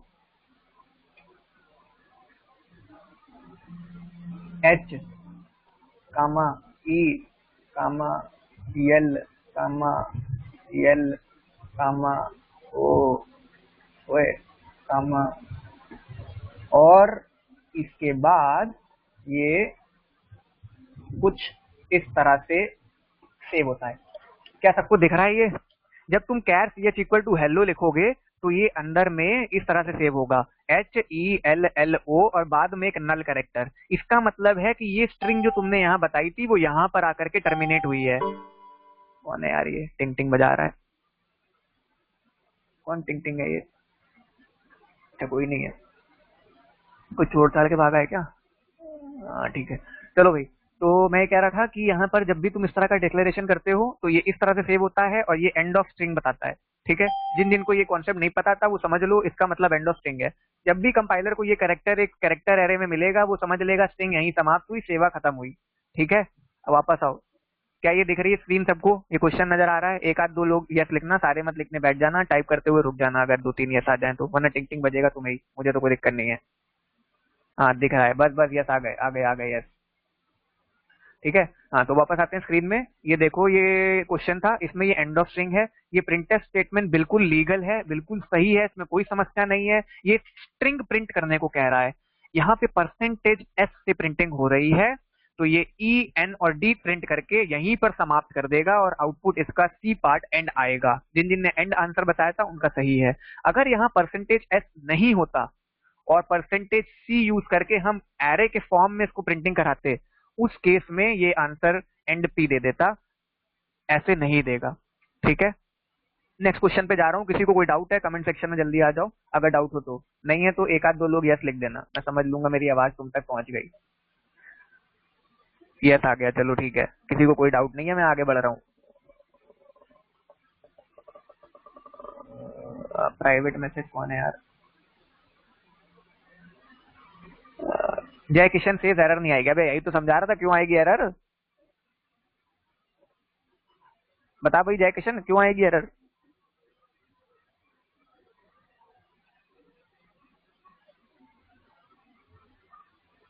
तो बोल भाई, वेट कर रहा हूँ। गूगल मारेगा क्या अब? String and? हाँ तो स्ट्रिंग एंड हो गई ना, आगे जाएगा ही नहीं वो। एरर क्यों देगा? एरर क्यों देगा? देखो इधर, हिंदी में समझो। जब भी ये प्रिंटफ परसेंटेज एस दिखेगा, ये सिर्फ ये देखता है कि ये स्ट्रिंग है, इस स्ट्रिंग में नल कैरेक्टर तक प्रिंटिंग करनी है। इसका स्टेटमेंट का इतना सा मतलब होता है, इसलिए कोई एरर नहीं आएगी। ठीक है, तुम 4-5 कंपाइलर चेक कर रहे हो, कोई जीसीसी चलाएगा, कोई पीसीसी चलाएगा, उनमें आंसर डिफरेंट आ सकते हैं। जो सी का प्रिस्क्राइब्ड कंपाइलर है, जो सी का डेनिस रिची ने कंपाइलर बनाया था। जो डेनिस रिची ने किताब लिखी है, वो डेनिस रिची की किताब डाउनलोड करो, उसके अंदर तुमको ये प्रॉब्लम मिल जाएगी, उस प्रॉब्लम का सोल्यूशन देखोगे तो ये एंड आएगा, ये मेरा दावा है, ठीक है। इससे बड़ी बात क्या बोलूं, डेनिस रिची की बुक उठा लो यार, उसमें तुम्हें यही आंसर मिलेगा। डेनिस रिची से ज्यादा अच्छी सी किसी को नहीं आती, मैं ये मान के चलता हूँ। पता नहीं कोई और पैदा हो गया तो बात अलग है ना। नीचे आओ, हाँ नीचे आओ नीचे आओ नीचे आओ, हाँ ये रहा, चलो। हाँ, बात करते हैं इस क्वेश्चन की। ये क्वेश्चन मैंने कल बता ही दिया था, प्री इंक्रीमेंट पोस्ट इंक्रीमेंट क्या होता है। ये आंसर सभी का सही है, बट तब भी जो लोग कल नहीं थे आज आए हैं उनको मैं बता दूं कि प्री इंक्रीमेंट और पोस्ट इंक्रीमेंट का क्या फंडा है। प्री इंक्रीमेंट कहता है कि जो वैल्यू पहले से थी उसको पहले इंक्रीमेंट करो फिर यूज करो। फर्स्ट चेंज देन यूज, ये कहता है प्री इंक्रीमेंट। पोस्ट इंक्रीमेंट कहता है फर्स्ट यूज देन चेंज। बात समझे, first use then change. Plus plus, यहां पर x प्लस प्लस के केस में मैं पेंसिल उठा लूं, pencil pencil pencil pencil pencil pencil pencil pencil आ गई। हाँ देखो, इस केस में जब x यहां पर जो यूज होगा वो 6 होगा, मतलब y के अंदर 6 चला जाएगा, मगर जब सेमीकोलन मिलेगा तो ये 6 काट करके 7 कर देगा y x को, ठीक है। अब जब इसमें आएगा तो यहाँ पे इसको x की वैल्यू 7 मिलेगी और पहले 7 को बढ़ाएगा, 8 करेगा x को, और फिर z में स्टोर कर देगा। यानी कि इसका आंसर y की वैल्यू आएगी तुम्हारी 6, x की वैल्यू आएगी 8, z की वैल्यू आएगी 8। ये वाला आंसर सही है। किसी को कोई डाउट है तो जल्दी से कमेंट में आ जाओ, वरना मैं आगे बढ़ता हूँ। अभी बहुत चीजें पढ़ानी है यार, तुम लोग ने बहुत टाइम लगा दिया।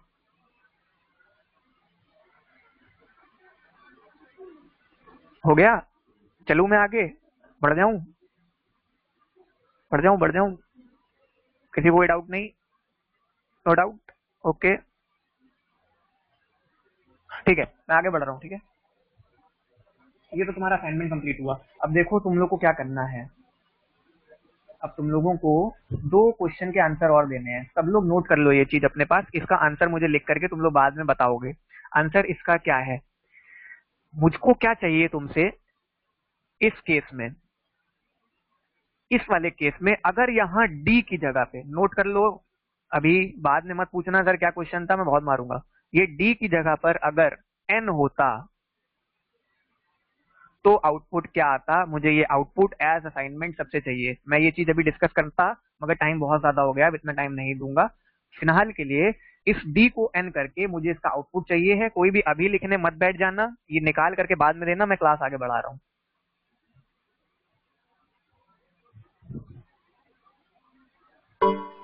सेकेंड क्वेश्चन, इस केस में आओ।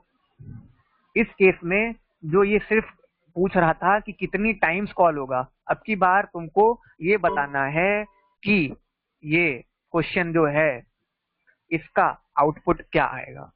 ठीक है गाइस, मुझे इसका आउटपुट चाहिए। एक बारी इसका आउटपुट चाहिए है, लिख लो ये भी।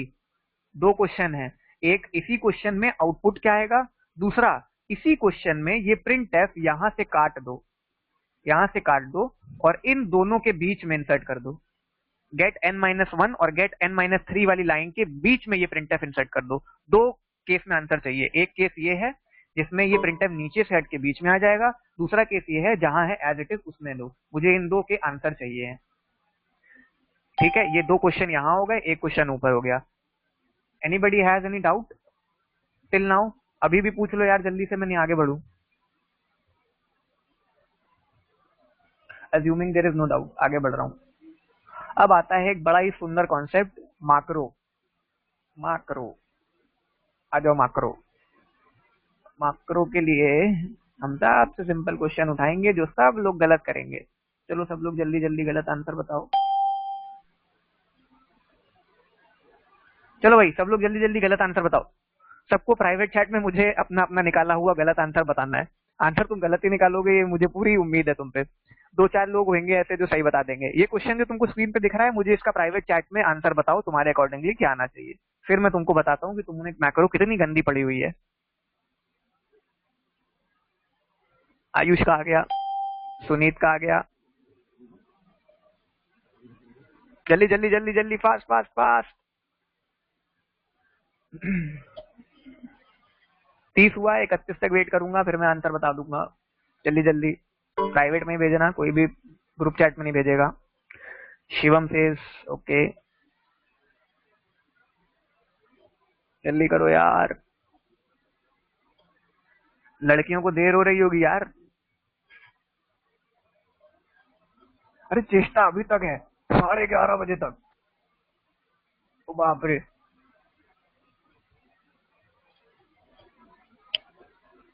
निशान तुझसे ये उम्मीद नहीं थी बेटे, तुझसे नहीं थी। आयुष तुझसे भी ये उम्मीद नहीं थी बेटे। आयुष ने तो इस बार इतना डाउन किया है ना मुझे। आयुष तू मिल, तू डंडे से मार खाएगा बेटा, तू जब देखेगा डंडे से मार खाएगा। सुनीत तू भी मार खाएगा, तू ज्यादा मार खाएगा आयुष से। क्षितिज मार खाएगा।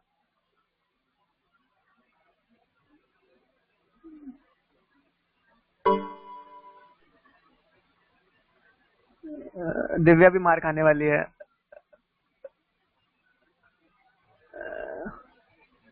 चेष्टा भी मार खाने वाली है। अनिमेश तू तो दौड़ा दौड़ा के मार खाएगा, तू मिल बेटा।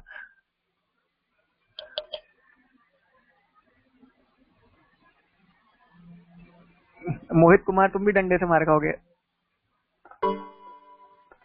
चलो बहुत हो गया, आ जाओ, आओ तुमको बताऊं मैक्रो की कहानी, जिनके सिर्फ 2 लोगों ने अभी तक आंसर सही दिया, एक जसनित और एक Harshita. 2 people have given the right answer। देखो यार, कहानी कुछ इस तरह से है, इस प्रकार से है कि मैक्रो कहता है, क्या कहता है मैक्रो, तुमको स्पष्ट शुद्ध हिंदी भाषा में बता रहा हूं, जो लोग नोट कर रहे हैं वो नोट कर ले। ओम नमः शिवाय। मैक्रो वो सेट ऑफ इंस्ट्रक्शन है, वो सेट ऑफ स्टेटमेंट है जो आपको प्रोग्राम की बॉडी लिखने से पहले ऊपर लिखना होता है, और ये वो स्टेटमेंट हैं जो कि कॉल नहीं होते। फंक्शन कॉलिंग समझ लेते हैं लोग इसको, इसमें फंक्शन कॉलिंग नहीं होती।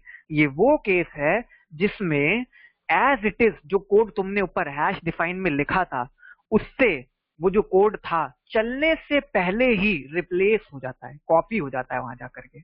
ये होता है मैक्रो। और ये काम मोस्ट इंपॉर्टेंटली याद रखना, इंटरव्यू में पूछ लिया जाता है, कंपाइलर फेज से भी पहले हो जाता है।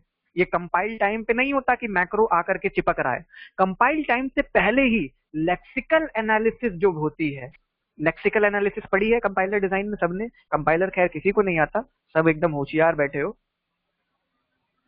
तो जो मैक्रो होता है तुम्हारा, ये लेक्सिकल फेज के अंदर होता है कि ये जो तुमने यहां पर स्टेटमेंट लिखे हैं, ये उठ करके यहां पर आकर हटा करके कॉपी हो जाते हैं। कैसे? अब गलती तुमने क्या करी, तुमने क्या करा, तुमने 3+2 करके 5x5 बना दिया। तुम्हारे अकॉर्डिंगली तुमने कह दिया कि सर ये तो 5x5 होगा। अरे दादा, कंपाइलर फेज से भी पहले चलता है, उसको पता ही नहीं है कि 3+2 क्या होता है, उसको पता ही नहीं है 3+2 क्या होता है। वो सिंपली पता है क्या करेगा, वो करेगा यहाँ पे 3+2 इंटू 3+2। बात समझ में आई? तो इसका आंसर बताओ क्या बनेगा। अब ये क्वेश्चन जब चलेगा, ए चलेगा, तो ये 3+2 इंटू 3+2 होगा। इसका मतलब 3+2 इंटू 3 6 होता है, +2 होगा, यानी 5 और 6 का एडिशन 11। सिर्फ 2 ही लोगों ने इसका आंसर सही दिया। क्या ये कॉन्सेप्ट सबको क्रिस्टल क्लियर है? Anybody has a doubt? Micro समझ गए इसी से, माइक्रो सॉरी मैक्रो, क्या हो रहा है मेरे को, मैं क्या देहाती बनता जा रहा हूँ धीरे धीरे। अरे तू प्राइवेट चैट पे आया है, निशान बोला 3+2 इंटू 2+3 ये कर दिया था इसलिए ऑपरेटर पे। हाँ, अब तो तुम बहाने बताओगे निशान, मार तो तब भी खाओगे। आयुष कह रहा है 3+2 इंटू 3+2 11। हाँ, अभी डंडा पड़ना है बेटा, डंडे से नहीं बचोगे। ठीक है, क्रिस्टल क्लियर हो गया, मैक्रो सबको समझ में आ गया। अब क्या बताओ, अच्छा बताओ, अब मैक्रो का सवाल गलत होगा किसी से? क्या कहते हो, क्या मैक्रो कर पाओगे अब तो मैक्रो का सवाल गलत नहीं करोगे? अब तुमको कॉन्सेप्ट पता चल गया कि मैक्रो लेक्सिकल एनालिसिस फेज के टाइम पर जो तुमने स्टेटमेंट ऊपर लिखे थे एज इट इज, उसमें कोई चेंज नहीं होगा, सिर्फ वो स्टेटमेंट एज इट इज जाके कॉपी हो जाएंगे, रन भी नहीं होंगे। रन तो वो कंपाइल टाइम में करेगा, मतलब तुम यहाँ पर अगर अक्कड़ बक्कड़ बम्बे वो भी लिख दोगे तो लेक्सिकल एनालिसिस पूरी हो जाएगी, कंपाइल टाइम पे वो एरर देगा कि अक्कड़ बक्कड़ बम्बे वो नाम की कोई चीज होती ही नहीं है। अब मेरी बात समझिए, क्रिस्टल क्लियर है ये कॉन्सेप्ट? बताओ क्या सब लोग मैक्रो का क्वेश्चन अब कर लोगे? सबको कॉन्फिडेंस है कि मैक्रो का क्वेश्चन सही करोगे? जल्दी लिखो कमेंट में।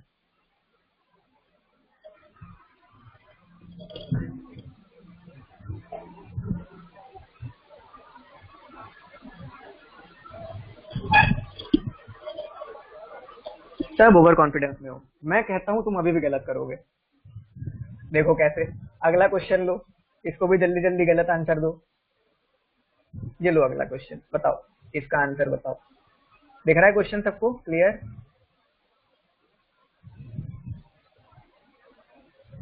क्वेश्चन क्लियर दिख रहा है सबको? क्वेश्चन में कोई दिक्कत तो नहीं हो रही? यस लिख दो एक आध दो लोग। माइनस कर देता हूँ थोड़ा सा, अब दिख रहा होगा क्लियर।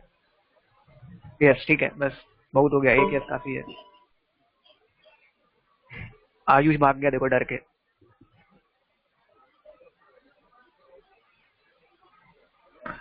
जल्दी प्राइवेट चैट पे इसका आंसर दो, जल्दी जल्दी, मैं वेट कर रहा हूँ।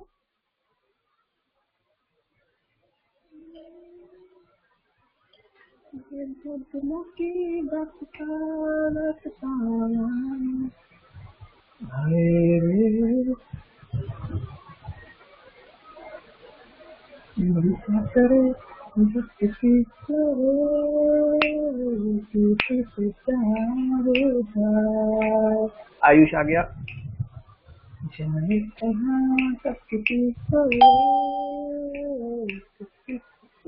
क्या तुमको सुनाई दे रहा है मेरा गाना?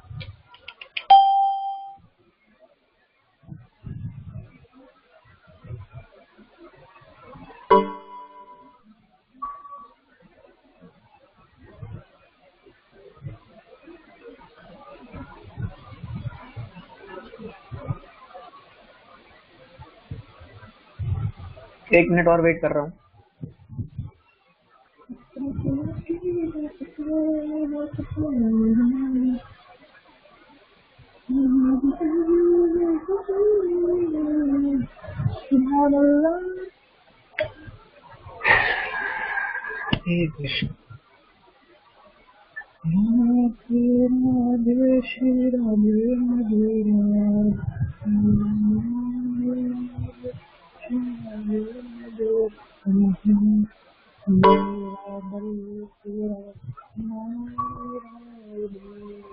चलो अब मैं आंसर बता रहा हूँ। सब लोगों ने गैस सही मारा, वाई का आंसर 7 आएगा, मगर तुम सब ने जो रीजन सोचा होगा वो मेरे हिसाब से अभी भी गलत है। क्यों? क्योंकि इसका एक सिंपल सा कॉन्सेप्ट समझो।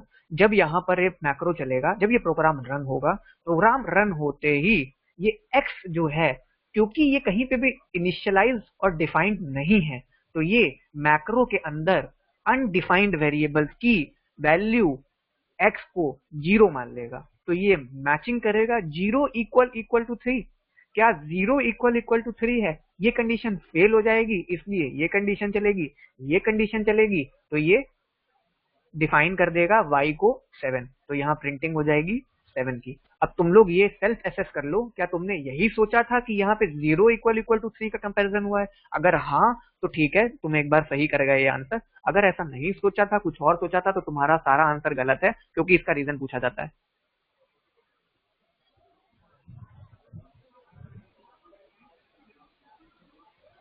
ठीक है गाइस, किसी को कोई डाउट है? मैं रिपीट करूं अगर कोई चाहता है तो, वरना मैं आगे करूं। जय किशन सेज, अगर ये हाँ जय किशन ने बड़ा अच्छा सवाल पूछा। ये कह रहा है अगर यहाँ x इक्वल इक्वल टू 0 होता, तो अगर यहाँ पर 0 होता तो, क्योंकि हर केस में अनडिफाइंड वेरिएबल जब भी मैक्रो की कंडीशन में मिलेगा वो उसको इनिशियलाइज करेगा और 0 ही डिफॉल्ट वैल्यू देगा। इसलिए जब यहाँ पर मैचिंग करता और यहाँ 0 होता तो ये 0 इक्वल इक्वल टू 0 करता और y की वैल्यू 5 हो जाती उस केस में। जय किशन सही क्वेश्चन पकड़ा। Any other doubt anyone?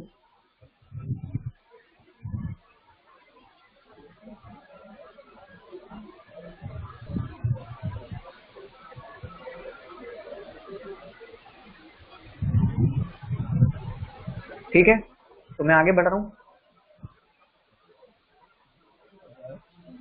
अगला क्वेश्चन ये है, इसका आंसर बताओ। चलो लग जाओ सब काम पे। क्या प्रिंटिंग होगी यहाँ पर प्राइवेट सेट में, इसका आंसर बता दो सब लोग। जस्टिस इज आस्किंग मी कि ये स्टेटमेंट प्लेस कहाँ होगी। मैं वापस जा रहा हूँ, सॉरी डिस्टर्ब कर रहा हूँ तुम लोग का क्वेश्चन। जस्टिस कौन सा स्टेटमेंट कहाँ पर प्लेस होगा ये तुम नॉर्मली पूछ लो जरा। जस्टिस नॉर्मली पब्लिक मैसेज डाल लो, तुम क्या एग्जैक्टली एक्सप्लेन कर दो क्या पूछना चाह रही हो।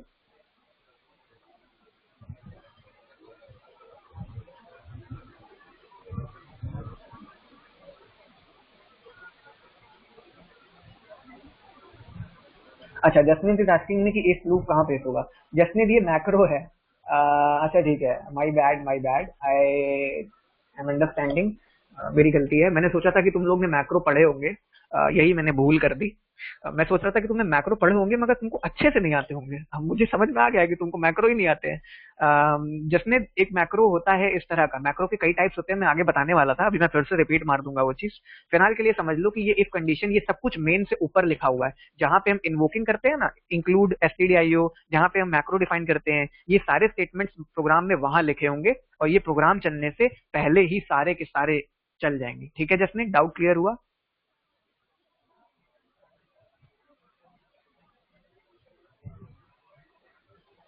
कमिंग टू दिस क्वेश्चन, जसने सेज यस, ओके। चलो जसने सॉल्व करो, आंसर बताओ।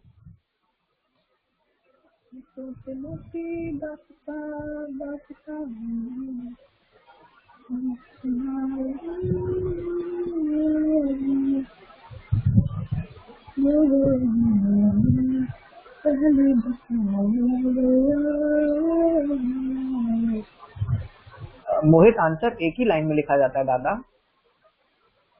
हार्दिक तुम्हारे लिए भी, तुम लोग ज्यादा वीआईपी हो।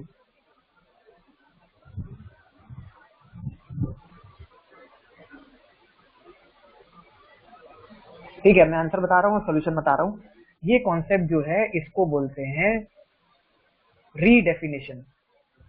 इस कॉन्सेप्ट को हम बोलते हैं मैक्रो रीडेफिनेशन।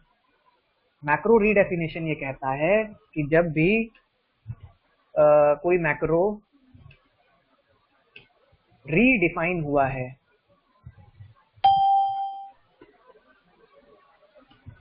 तो उससे पहले, मतलब जिस लाइन पे रीडेफिनेशन हुई है उससे पहले तक जो पहली डेफिनेशन थी वो वैल्यू उठाई जाएगी। जब रीडेफिनेशन मिल जाएगा उसके बाद नई वैल्यू उठाई जाएगी। सिंपल सी बात, जब भी रीडेफिनेशन मिलेगा उससे पहले जो पहली कंडीशन थी उसकी वैल्यू उठाएंगे, जब रीडेफिनेशन मिल जाएगा उसके बाद जो नई वैल्यू थी वो उठाएंगे। अब ये अंधी चुटकी में कई लोगों ने सही कर दिया। कितने लोग ये कॉन्सेप्ट जानते थे, सच बताओ। इसका आंसर 10-20 आएगा। कितने लोगों को ये कॉन्सेप्ट पता था? वरुण सेज मी। ओके वरुण। लिडिया सेज कल ही बताया सर आपने क्वेश्चन, मैंने बताया था ये क्वेश्चन सीरियसली। दिव्या सेज ये कॉन्सेप्ट पता था, चेष्टा पता था। चलो ठीक है, अब सब लोग की वॉट लगी। अब एक काम करो, मुझे पब्लिकली सब लोग ये रीजन बताओ कि ऐसा क्यों हुआ, कि रीडेफिनेशन के केस में ऐसा क्यों होता है कि हम पहले वाली वैल्यू पहले तक चलाते हैं और दूसरी वाली वैल्यू दूसरे तक चलाते हैं। ऐसा क्यों?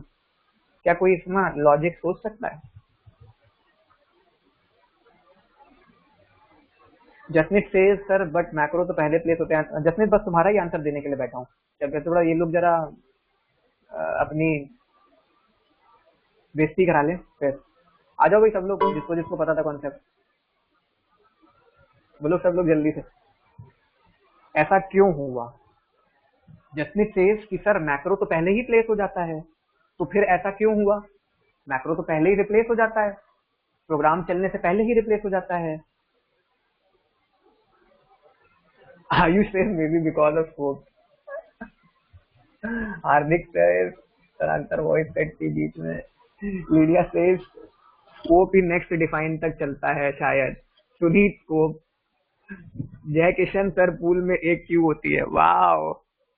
निधि ड्यू टू स्कोप डेफिनेशन। चलो छोड़ो बच्चों, तुम्हारे बस का भी नहीं है। जब मैंने मैक्रो पढ़ाना स्टार्ट किया तो मैंने एक लाइन बोली थी कि मैक्रो हमेशा लेक्सिकल फेज के अंदर होता है। लेक्सिकल फेज क्या होती है? तुमको लेक्सिकल एनालाइजर ही नहीं पता, तुमने कंपाइलर ही नहीं पढ़ी थी। अब जब लेक्सिकल एनालिसिस होती है तो वन बाय वन एक एक लाइन उठाई जाती है, उसको रीड किया जाता है और उसको इंटरप्रेट मतलब उसको लिखा जाता है, उसका मतलब लिखा जाता है। तो जब लेक्सिकल एनालिसिस होती है तभी मैक्रो चलते हैं। मतलब समझो क्या है? मतलब ये है कि जब लेक्सिकल एनालिसिस चालू हुई, इस लाइन पर आया, यहाँ आया, इसने इंक्लूड stdio.h का मतलब जो stdio.h का पैकेज था, हेडर फाइल थी, वो पूरी की पूरी उठा करके यहाँ चिपका दी एज इट इज। अगली लाइन में आया, इसने कहा डिफाइन A10।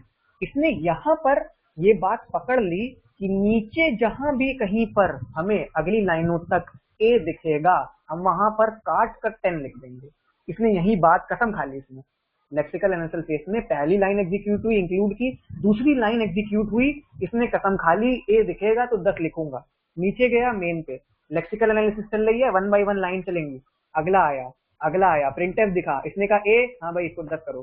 फिर नीचे आया, इसको फिर से मैक्रो मिल गया। लेक्सिकल एनालिसिस फेज चल रही है, लेक्सिकल एनालिसिस फेज में ही मैक्रो चलते हैं। डिफाइन ए इक्वल टू 20 मिला, इसने फिर कसम खा ली कि पिछला वाला ए मर गया, अब से ए दिखेगा तो 20 ही लिखूंगा। नीचे गया, इसको प्रिंटफ मिला, इसने ए देखा, इसने फिर से देखा। मतलब कहने का ये था कि क्योंकि लेक्सिकल एनालिसिस फेज में मैक्रो लिखे जाते हैं, मैंने स्पेसिफाई भी किया था बार बार, उसका यही मतलब था कि ये लाइन बाय लाइन एग्जीक्यूट होंगे सारे मैक्रो। वहां पर पता चलेगा कि मैक्रो ये डिफाइंड है, वो कसम खा लेगा कि इस मैक्रो ने ये कहा है, नीचे जहां जहां ये मिलेगा मुझको चेंज करना है। जसमीत पॉइंट समझ में आ गया? बाकी सबको भी कॉन्सेप्ट समझ में आ गया? किसी को कोई डाउट इस चीज में?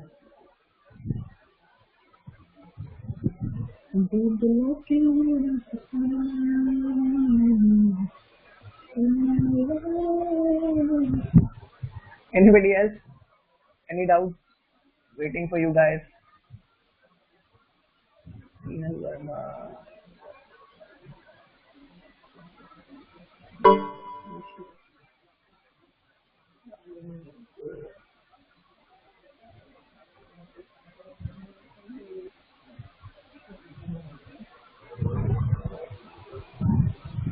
है कोई डाउट यार? जल्दी बताओ, खाना भी खाना है मुझको। चलो भाई अगला क्वेश्चन करो जल्दी जल्दी। ये क्वेश्चन तो कोई बता ही नहीं सकता। हाँ भाई चलो। बताओ भाई, बिना गूगल सर्च करे बताना, नहीं बहुत मार खाओगे सबके सब।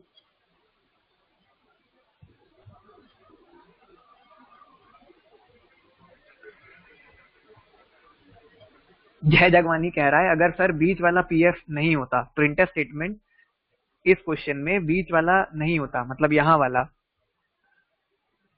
अच्छा ये वाला कह रहे हो जगवानी? ये वाला देखो मेरा कर्सर, बोलो इस वाले प्रिंट टेस्ट के लिए कह रहे हो कि अगर ये नहीं होता तो आंसर सिर्फ 20 आता? जगवानी बोलो।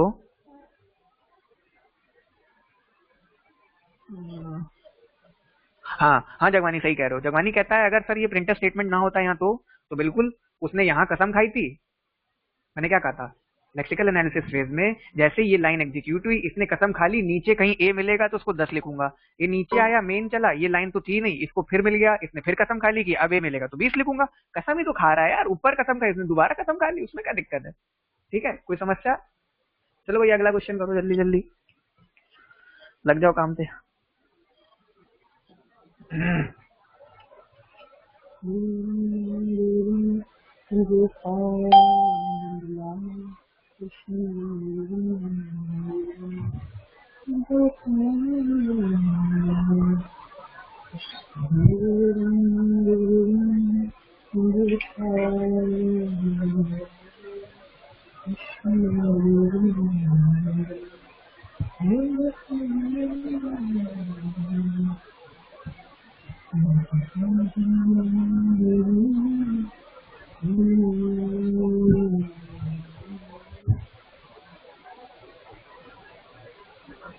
जल्दी जल्दी जल्दी जल्दी, है किसी पे आंसर या मैं आगे बढ़ूं? नहीं है तो हाथ खड़े कर दो प्राइवेट चैट पे। नहीं आता ना किसी को भी? नहीं आता, नहीं आता, 2 लोग कह रहे नहीं आता। बोलो भाई जल्दी जल्दी। नहीं आता, चलो ठीक है, नहीं समझ में आएगा तुमको। ये जो हैश हैश है इसको बोलते हैं कॉनकैटिनेशन। आर्यन वर्मा कोशिश ना करो। ये जो हैश हैश है इसको बोलते हैं कॉनकैटिनेशन। कॉनकैटिनेशन का मतलब क्या है अब ये समझो। आ जाओ दोबारा नोट पैड पे। कौन था 102? वरुण दादा, रहने दो, तुमसे ना हो पाई। प्रणव आए 10-20। चलो सब शांत हो जाओ, इधर आओ। सब आंसर गलत बताओगे, ये आंसर किसी को पता ही नहीं होगा, मुझे 100% श्योरिटी है। मुझे ही नहीं पता था अपने टाइम पे, तुम क्या बताओगे। हाँ। नोटपैड दिख रहा है? नोटपैड दिख रहा है? नोटपैड दिख रहा है? नोटपैड नोटपैड, हाँ दिख रहा है, चलो। हाँ, तो ये है हैश हैश हैश हैश जो होता है कॉनकैटिनेशन। और इसका मतलब हो जाएगा कि जब भी ऐसी लाइन मिले मैक्रो अन G1 कामा G2 G1 hash hash G2, इसका मतलब समझो। अब ये कहता है कि जो ये लिखा था और जो ये लिखा था इसको जोड़ के लिख दो। बात समझना, बड़े नजाकत से बात की नजाकत को समझने की कोशिश करना, ठीक है? बड़ी गंभीर बात है। ये कह रहा है कि जब नीचे कभी भी मिले FUN var 1 कामा 2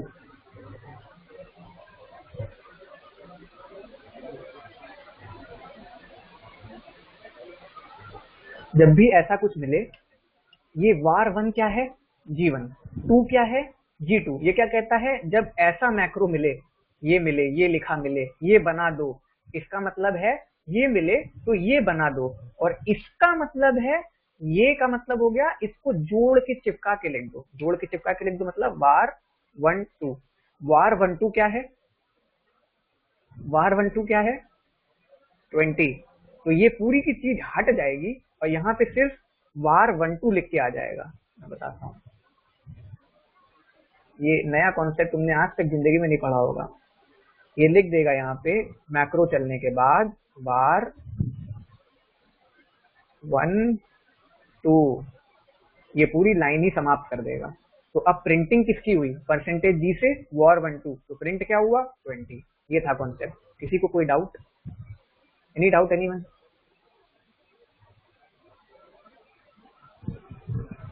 कौन बोला var 2 है? कुछ भी हवा में। var 1 2 है, बड़ा बड़ा वड्डा वड्डा लिखा है यार 1 और 2। लीडिया से समझ नहीं आया? ओके लीडिया, नो प्रॉब्लम, अभी समझाता हूँ फिर से। और कोई समझ नहीं आया? एक ही लीडिया ही है। एक बार नोटपैड स्क्रीन दिखाना। अच्छा लो भाई, प्रतीक से गुड वन। ओ या ओके गाइस, ये देखो देखो भाई लीडिया, ये मैक्रो है स्पेशल टाइप का। ये मैक्रो स्पेशल टाइप का है। ये कहता है कि जब भी ये लिखा मिले, ये सिंपल मतलब है, सॉरी, ये सिंपल मतलब है कि ये लिखा हुआ है। बात समझो, G1 G2 अगर लिख देते तो 2 पैरामीटर्स का मल्टीप्लिकेशन हो जाता। हम अगर ऊपर लिखते, ये क्यों बनाई गई हैश हैश, इसके पीछे समझो बात। अगर हम यहाँ सिंपली लिख देते G1 G2, ये समझो G1 G2 लिख देते मान लो, तो ये क्या करता? इंटरनली मैं सब कुछ चेंज कर रहा हूँ, ये इंटरनली क्या करता, जब फन var1, 2 जब ये मिलता तो ये सिंपली वहां पर var1 डॉट 2 कर देता। बात समझना, var1 डॉट 2 और var12 में बहुत फर्क है।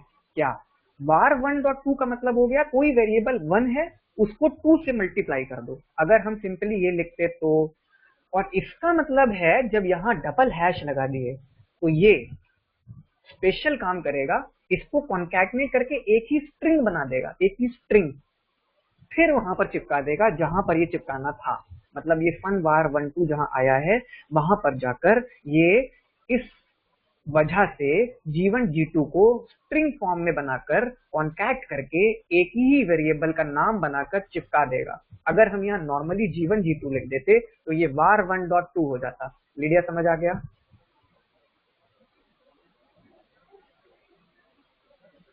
लीडिया से ओके सर, क्यों गलत इंटरप्रेट किया था मैंने, आंसर देते हुए सॉरी। ठीक है गाइस,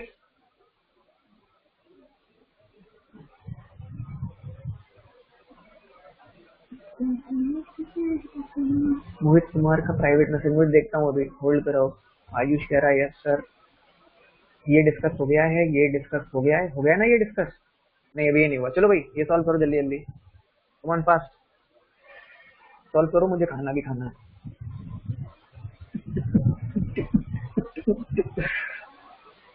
मोहित से आ गया समझ में सर, ठीक है। चलो भाई जल्दी जल्दी बताओ इसका आंसर।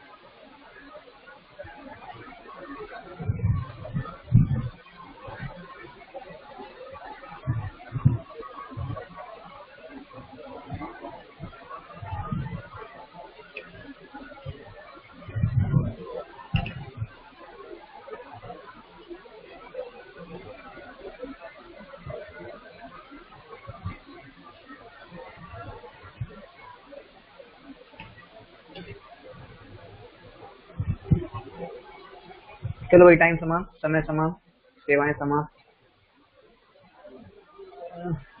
आंसर देखने दो। हाँ चलो हो गया आंसर, मैंने किसी का आंसर नहीं देखा है, सब अपना अपना आंसर स्वयं देख लेना। अब बात करते हैं कि एक्चुअल में अंदर पीछे हुआ क्या है। जैसे ही ये लाइन चली हैश डिफाइन GXY और ये इसने कसम खा ली फिर से कि जहां जहां GXY दिखेगा मैं वहां वहां ये स्टेटमेंट एज इट इज चिपका दूंगा।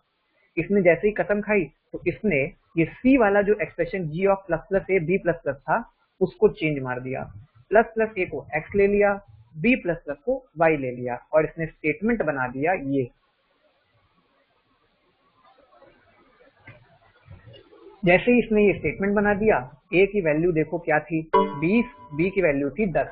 इसका मतलब हो गया C is equal to bracket के अंदर ब्रैकेट प्लस प्लस ऑफ 20 यानी 21, C आगे के लिए 21 हो गया है, B प्लस प्लस यानी B का प्लस प्लस करना है मगर वैल्यू रखनी है ओरिजिनल यानी 10। B को कर दिया इसने 11, इसने करा क्वेश्चन मार्क, फिर इसने कहा यहाँ पर इसने कहा प्लस प्लस है, इसने कर दिया 22, इसको बंद किया, कोलन लगाया, यहाँ गया। समझने की बात यहाँ है, सब लोग इज्जत से ये बात कान खोल करके अभी सुन लो, दोबारा रिपीट मत करवाना। मैंने कल दो बातें कही थी, दो बातें। एक, कि जब भी पोस्ट इंक्रीमेंट आएगा, जब भी पोस्ट इंक्रीमेंट आएगा वो पहले वैल्यू यूज करेगा फिर बढ़ाएगा। मगर मैंने कल एक स्टेटमेंट और कहा था कि सी के अंदर जब भी इंक्रीमेंट होंगे पोस्ट वाले, वो सेमी कॉलन लगने के बाद ही होंगे। मतलब यहाँ बी प्लस प्लस में वैल्यू अभी भी 10 ही रखेगा, कर बी को 12 देगा, मगर सेमी कॉलन के बाद। यानी कि यहाँ पर बी की वैल्यू अब जाकर के 12 हुई है, 11 नहीं थी। ठीक है, तो सी में चेक करो, 21 ग्रेटर देन 10, यस 22 आ जाएगा। प्रिंटिंग होएगी 22, ए क्या था 22, सी की प्रिंटिंग होएगी, हाँ सी की प्रिंटिंग होएगी 22 और बी की प्रिंटिंग होएगी 12। जिसने यह आंसर दिया उनका आंसर सही है। सी के अंदर 21 ग्रेटर देन 10 की वजह से यस पार्ट चलेगा, 22 आएगा। और ए क्योंकि यहाँ पे दो बार प्लस प्लस हुआ है तो 22 हो जाएगा, और बी की वैल्यू 12 आएगी यहाँ पे। कितने लोग ऐसा मानते हैं? जिन्होंने ये आंसर दिया था उनका आंसर सही होगा, बाकी सब गलत। लेट मी चेक क्या कहना चाह रहे हैं लोग।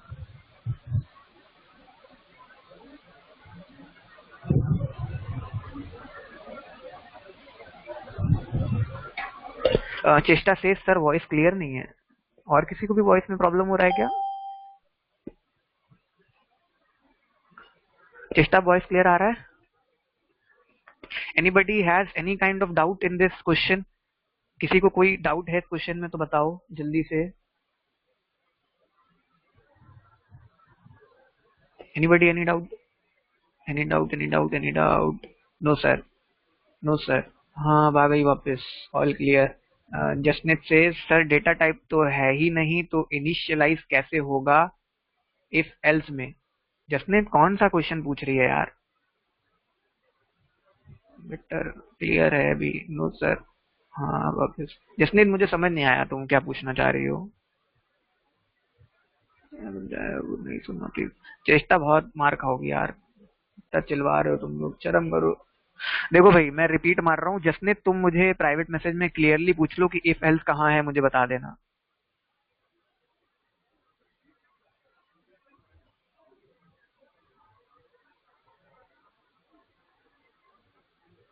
हाँ हाँ हाँ, okay okay okay okay. Jasneet ने बहुत अच्छा सवाल उठाया। जसनेट 2 मिनट होल्ड करो अपना सवाल, मैं समझा दूं फिर तुमको इसका एक्सप्लेनेशन देता हूँ, ठीक है? हाँ तो बहरहाल आओ वापसी इसमें। चेष्टा मैं दोबारा रिपीट कर रहा हूँ, जैसे ये लाइन चलेगी ये जी एक्स वाई देख करके कसम खाएगा कि जहां जहां जी एक्स वाई दिखेगा मैं वहां वहां एज इट इज इसको रख दूंगा, एज इट इज इसको रख दूंगा। ठीक है, चेष्टा ये कसम खाएगा। जैसे ही कसम खाएगा नीचे आएगा, सी देखेगा, ये देखेगा जी, ये प्लस प्लस ए को एक्स मान लेगा, बी प्लस प्लस को वाई मान लेगा, और फिर आ करके जो सी वाला एक्सप्रेशन था उसको ये बना देगा। जैसे ही सी वाला एक्सप्रेशन ये बनाएगा, मैंने कल प्री और पोस्ट ऑपरेटर पढ़ाया था। जब प्री पोस्ट ऑपरेटर पढ़ाया था तो मैंने दो बातें बोली थी। प्री जहां दिखेगा आंख बंद कर लेना, जो पहली वैल्यू थी उसको +1 कर देना और एज इट इज उस वैल्यू को यूज कर लेना। पोस्ट जहां दिखेगा उसमें कलाकारी होगी। क्या कलाकारी होगी? एक कलाकारी, पॉइंट लिख रहे हो तो लिख लो यार, बाद में भूल जाओगे, मैं कह रहा हूँ लिख के रखना ये बातें, ये बहुत इंपॉर्टेंट है, ऐसे क्वेश्चन बहुत दिखेंगे तुम्हें। पोस्ट ऑपरेटर जब भी आएगा, जब भी बी प्लस प्लस दिखेगा, यार मैसेज भेजते हो तुम लोग, मुझको डिस्टर्ब करते हो, गलत बात है। सर बी का वैल्यू कैसे इंक्रीमेंट हुआ? हाँ बता रहा हूँ ना यार, रोतो तो वेट तो करो।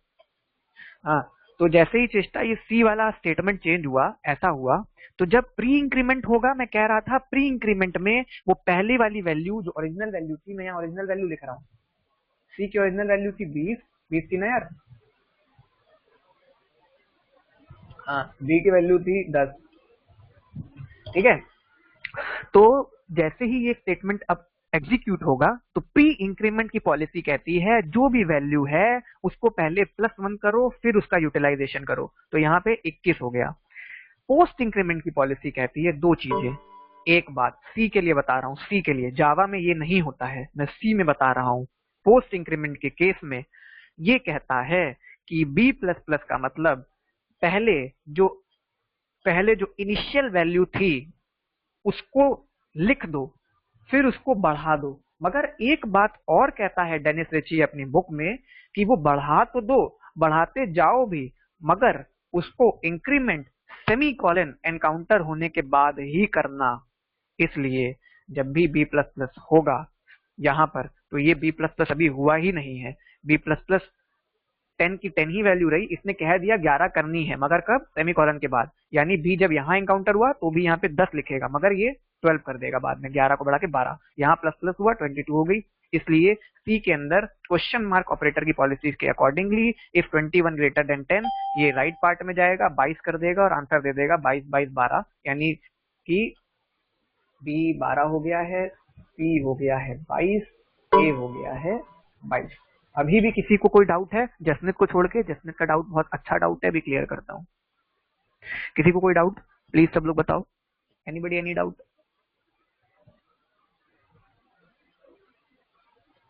Anybody has any doubt? Fast.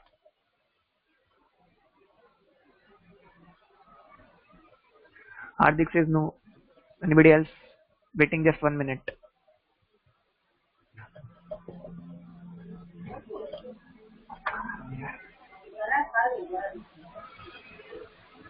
Anybody any doubt?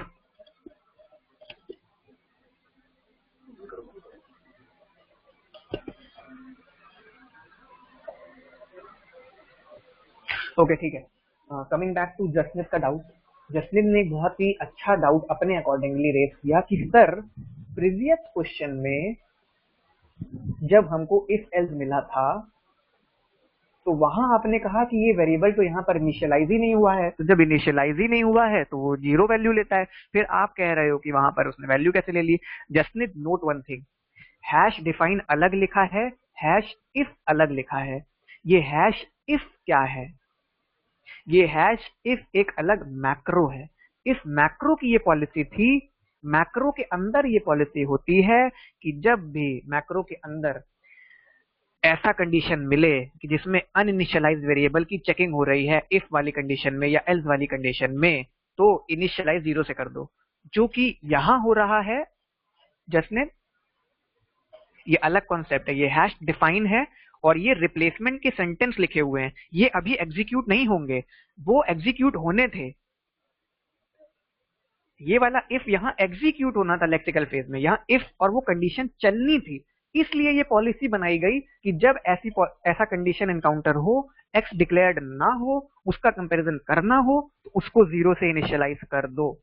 मगर हमारे इस क्वेश्चन में हमें ये सेंटेंस तो अभी चलाना ही नहीं है, हैश डिफाइन चलना है लेक्सिकल फेज में, ये तो बस कॉपी हो जाना है, ये कंपाइल टाइम में चलेगा। तो जब कंपाइल टाइम में चलेगा तो वैल्यूज तो उसके पास थी। Jasneet any doubt?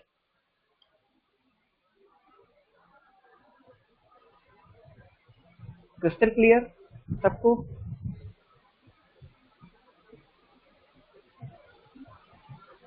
Crystal clear सबको? कोई डाउट किसी को? जल्दी जल्दी यार, हाँ ना कर दो, सब लोग करो।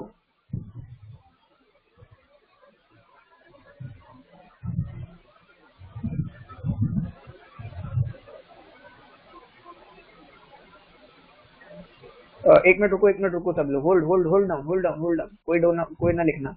जसनीत पढ़ रहा हूँ तुम्हारा, बार बार ऊपर जा रहा है यार।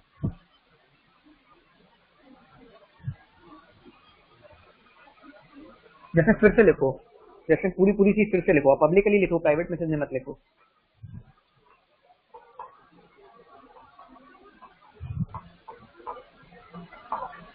जसनीत को फिर से कोई डाउट है?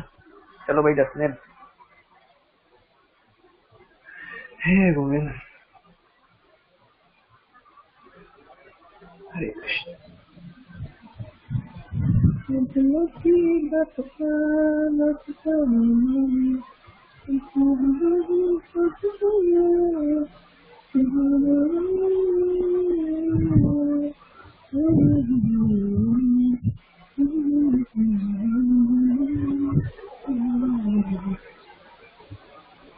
जसनीत जल्दी।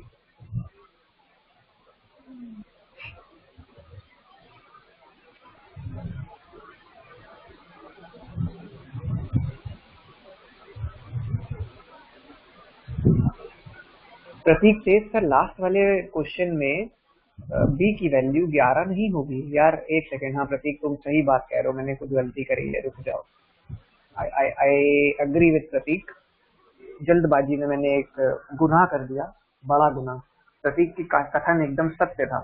प्रतीक कहता है कि सर इस क्वेश्चन में बी की वैल्यू 11 होनी चाहिए। प्रतीक तुमने एकदम सही कहा। मैंने क्या गलती करी मैं बताता हूँ कि जब ये कंपाइल टाइम में एग्जीक्यूट होगा तो plus plus A is greater than B plus plus होगा, ये सेंटेंस चलेगा, ये सेंटेंस चलेगा और ये सेंटेंस चलेगा। ये सेंटेंस तो एल्स पार्ट में ये चलेगा ही नहीं, तो जब ये चलेगा ही नहीं तो इसका मतलब ही नहीं है, मतलब इंक्रीमेंट होगा ही नहीं। आंसर 22 11 22 आएगा। I am extremely sorry.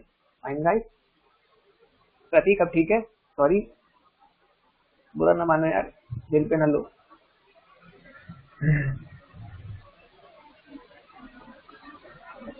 Jasprit कहती है सर इसका डेटा टाइप लेक्सिकल में कैसे पता। हाँ बात तो सही कह रही हो जसमित।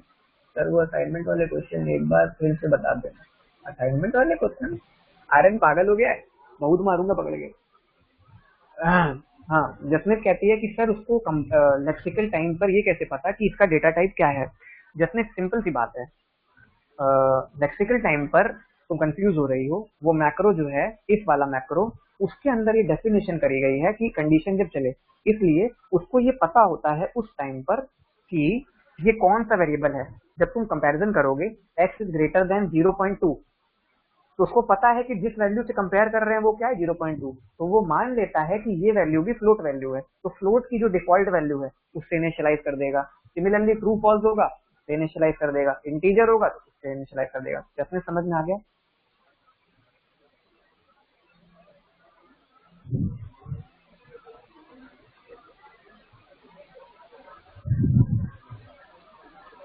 जसने जल्दी टाइप। यस सर, चलो खत्म। तो गाइस बहुत बहुत धन्यवाद मेरी कमर तोड़ने के लिए। आज का सेशन हम यही खत्म कर रहे हैं और अब मैं अगले 2 मिनट रिकॉर्डिंग बंद करके वेट कर रहा हूँ।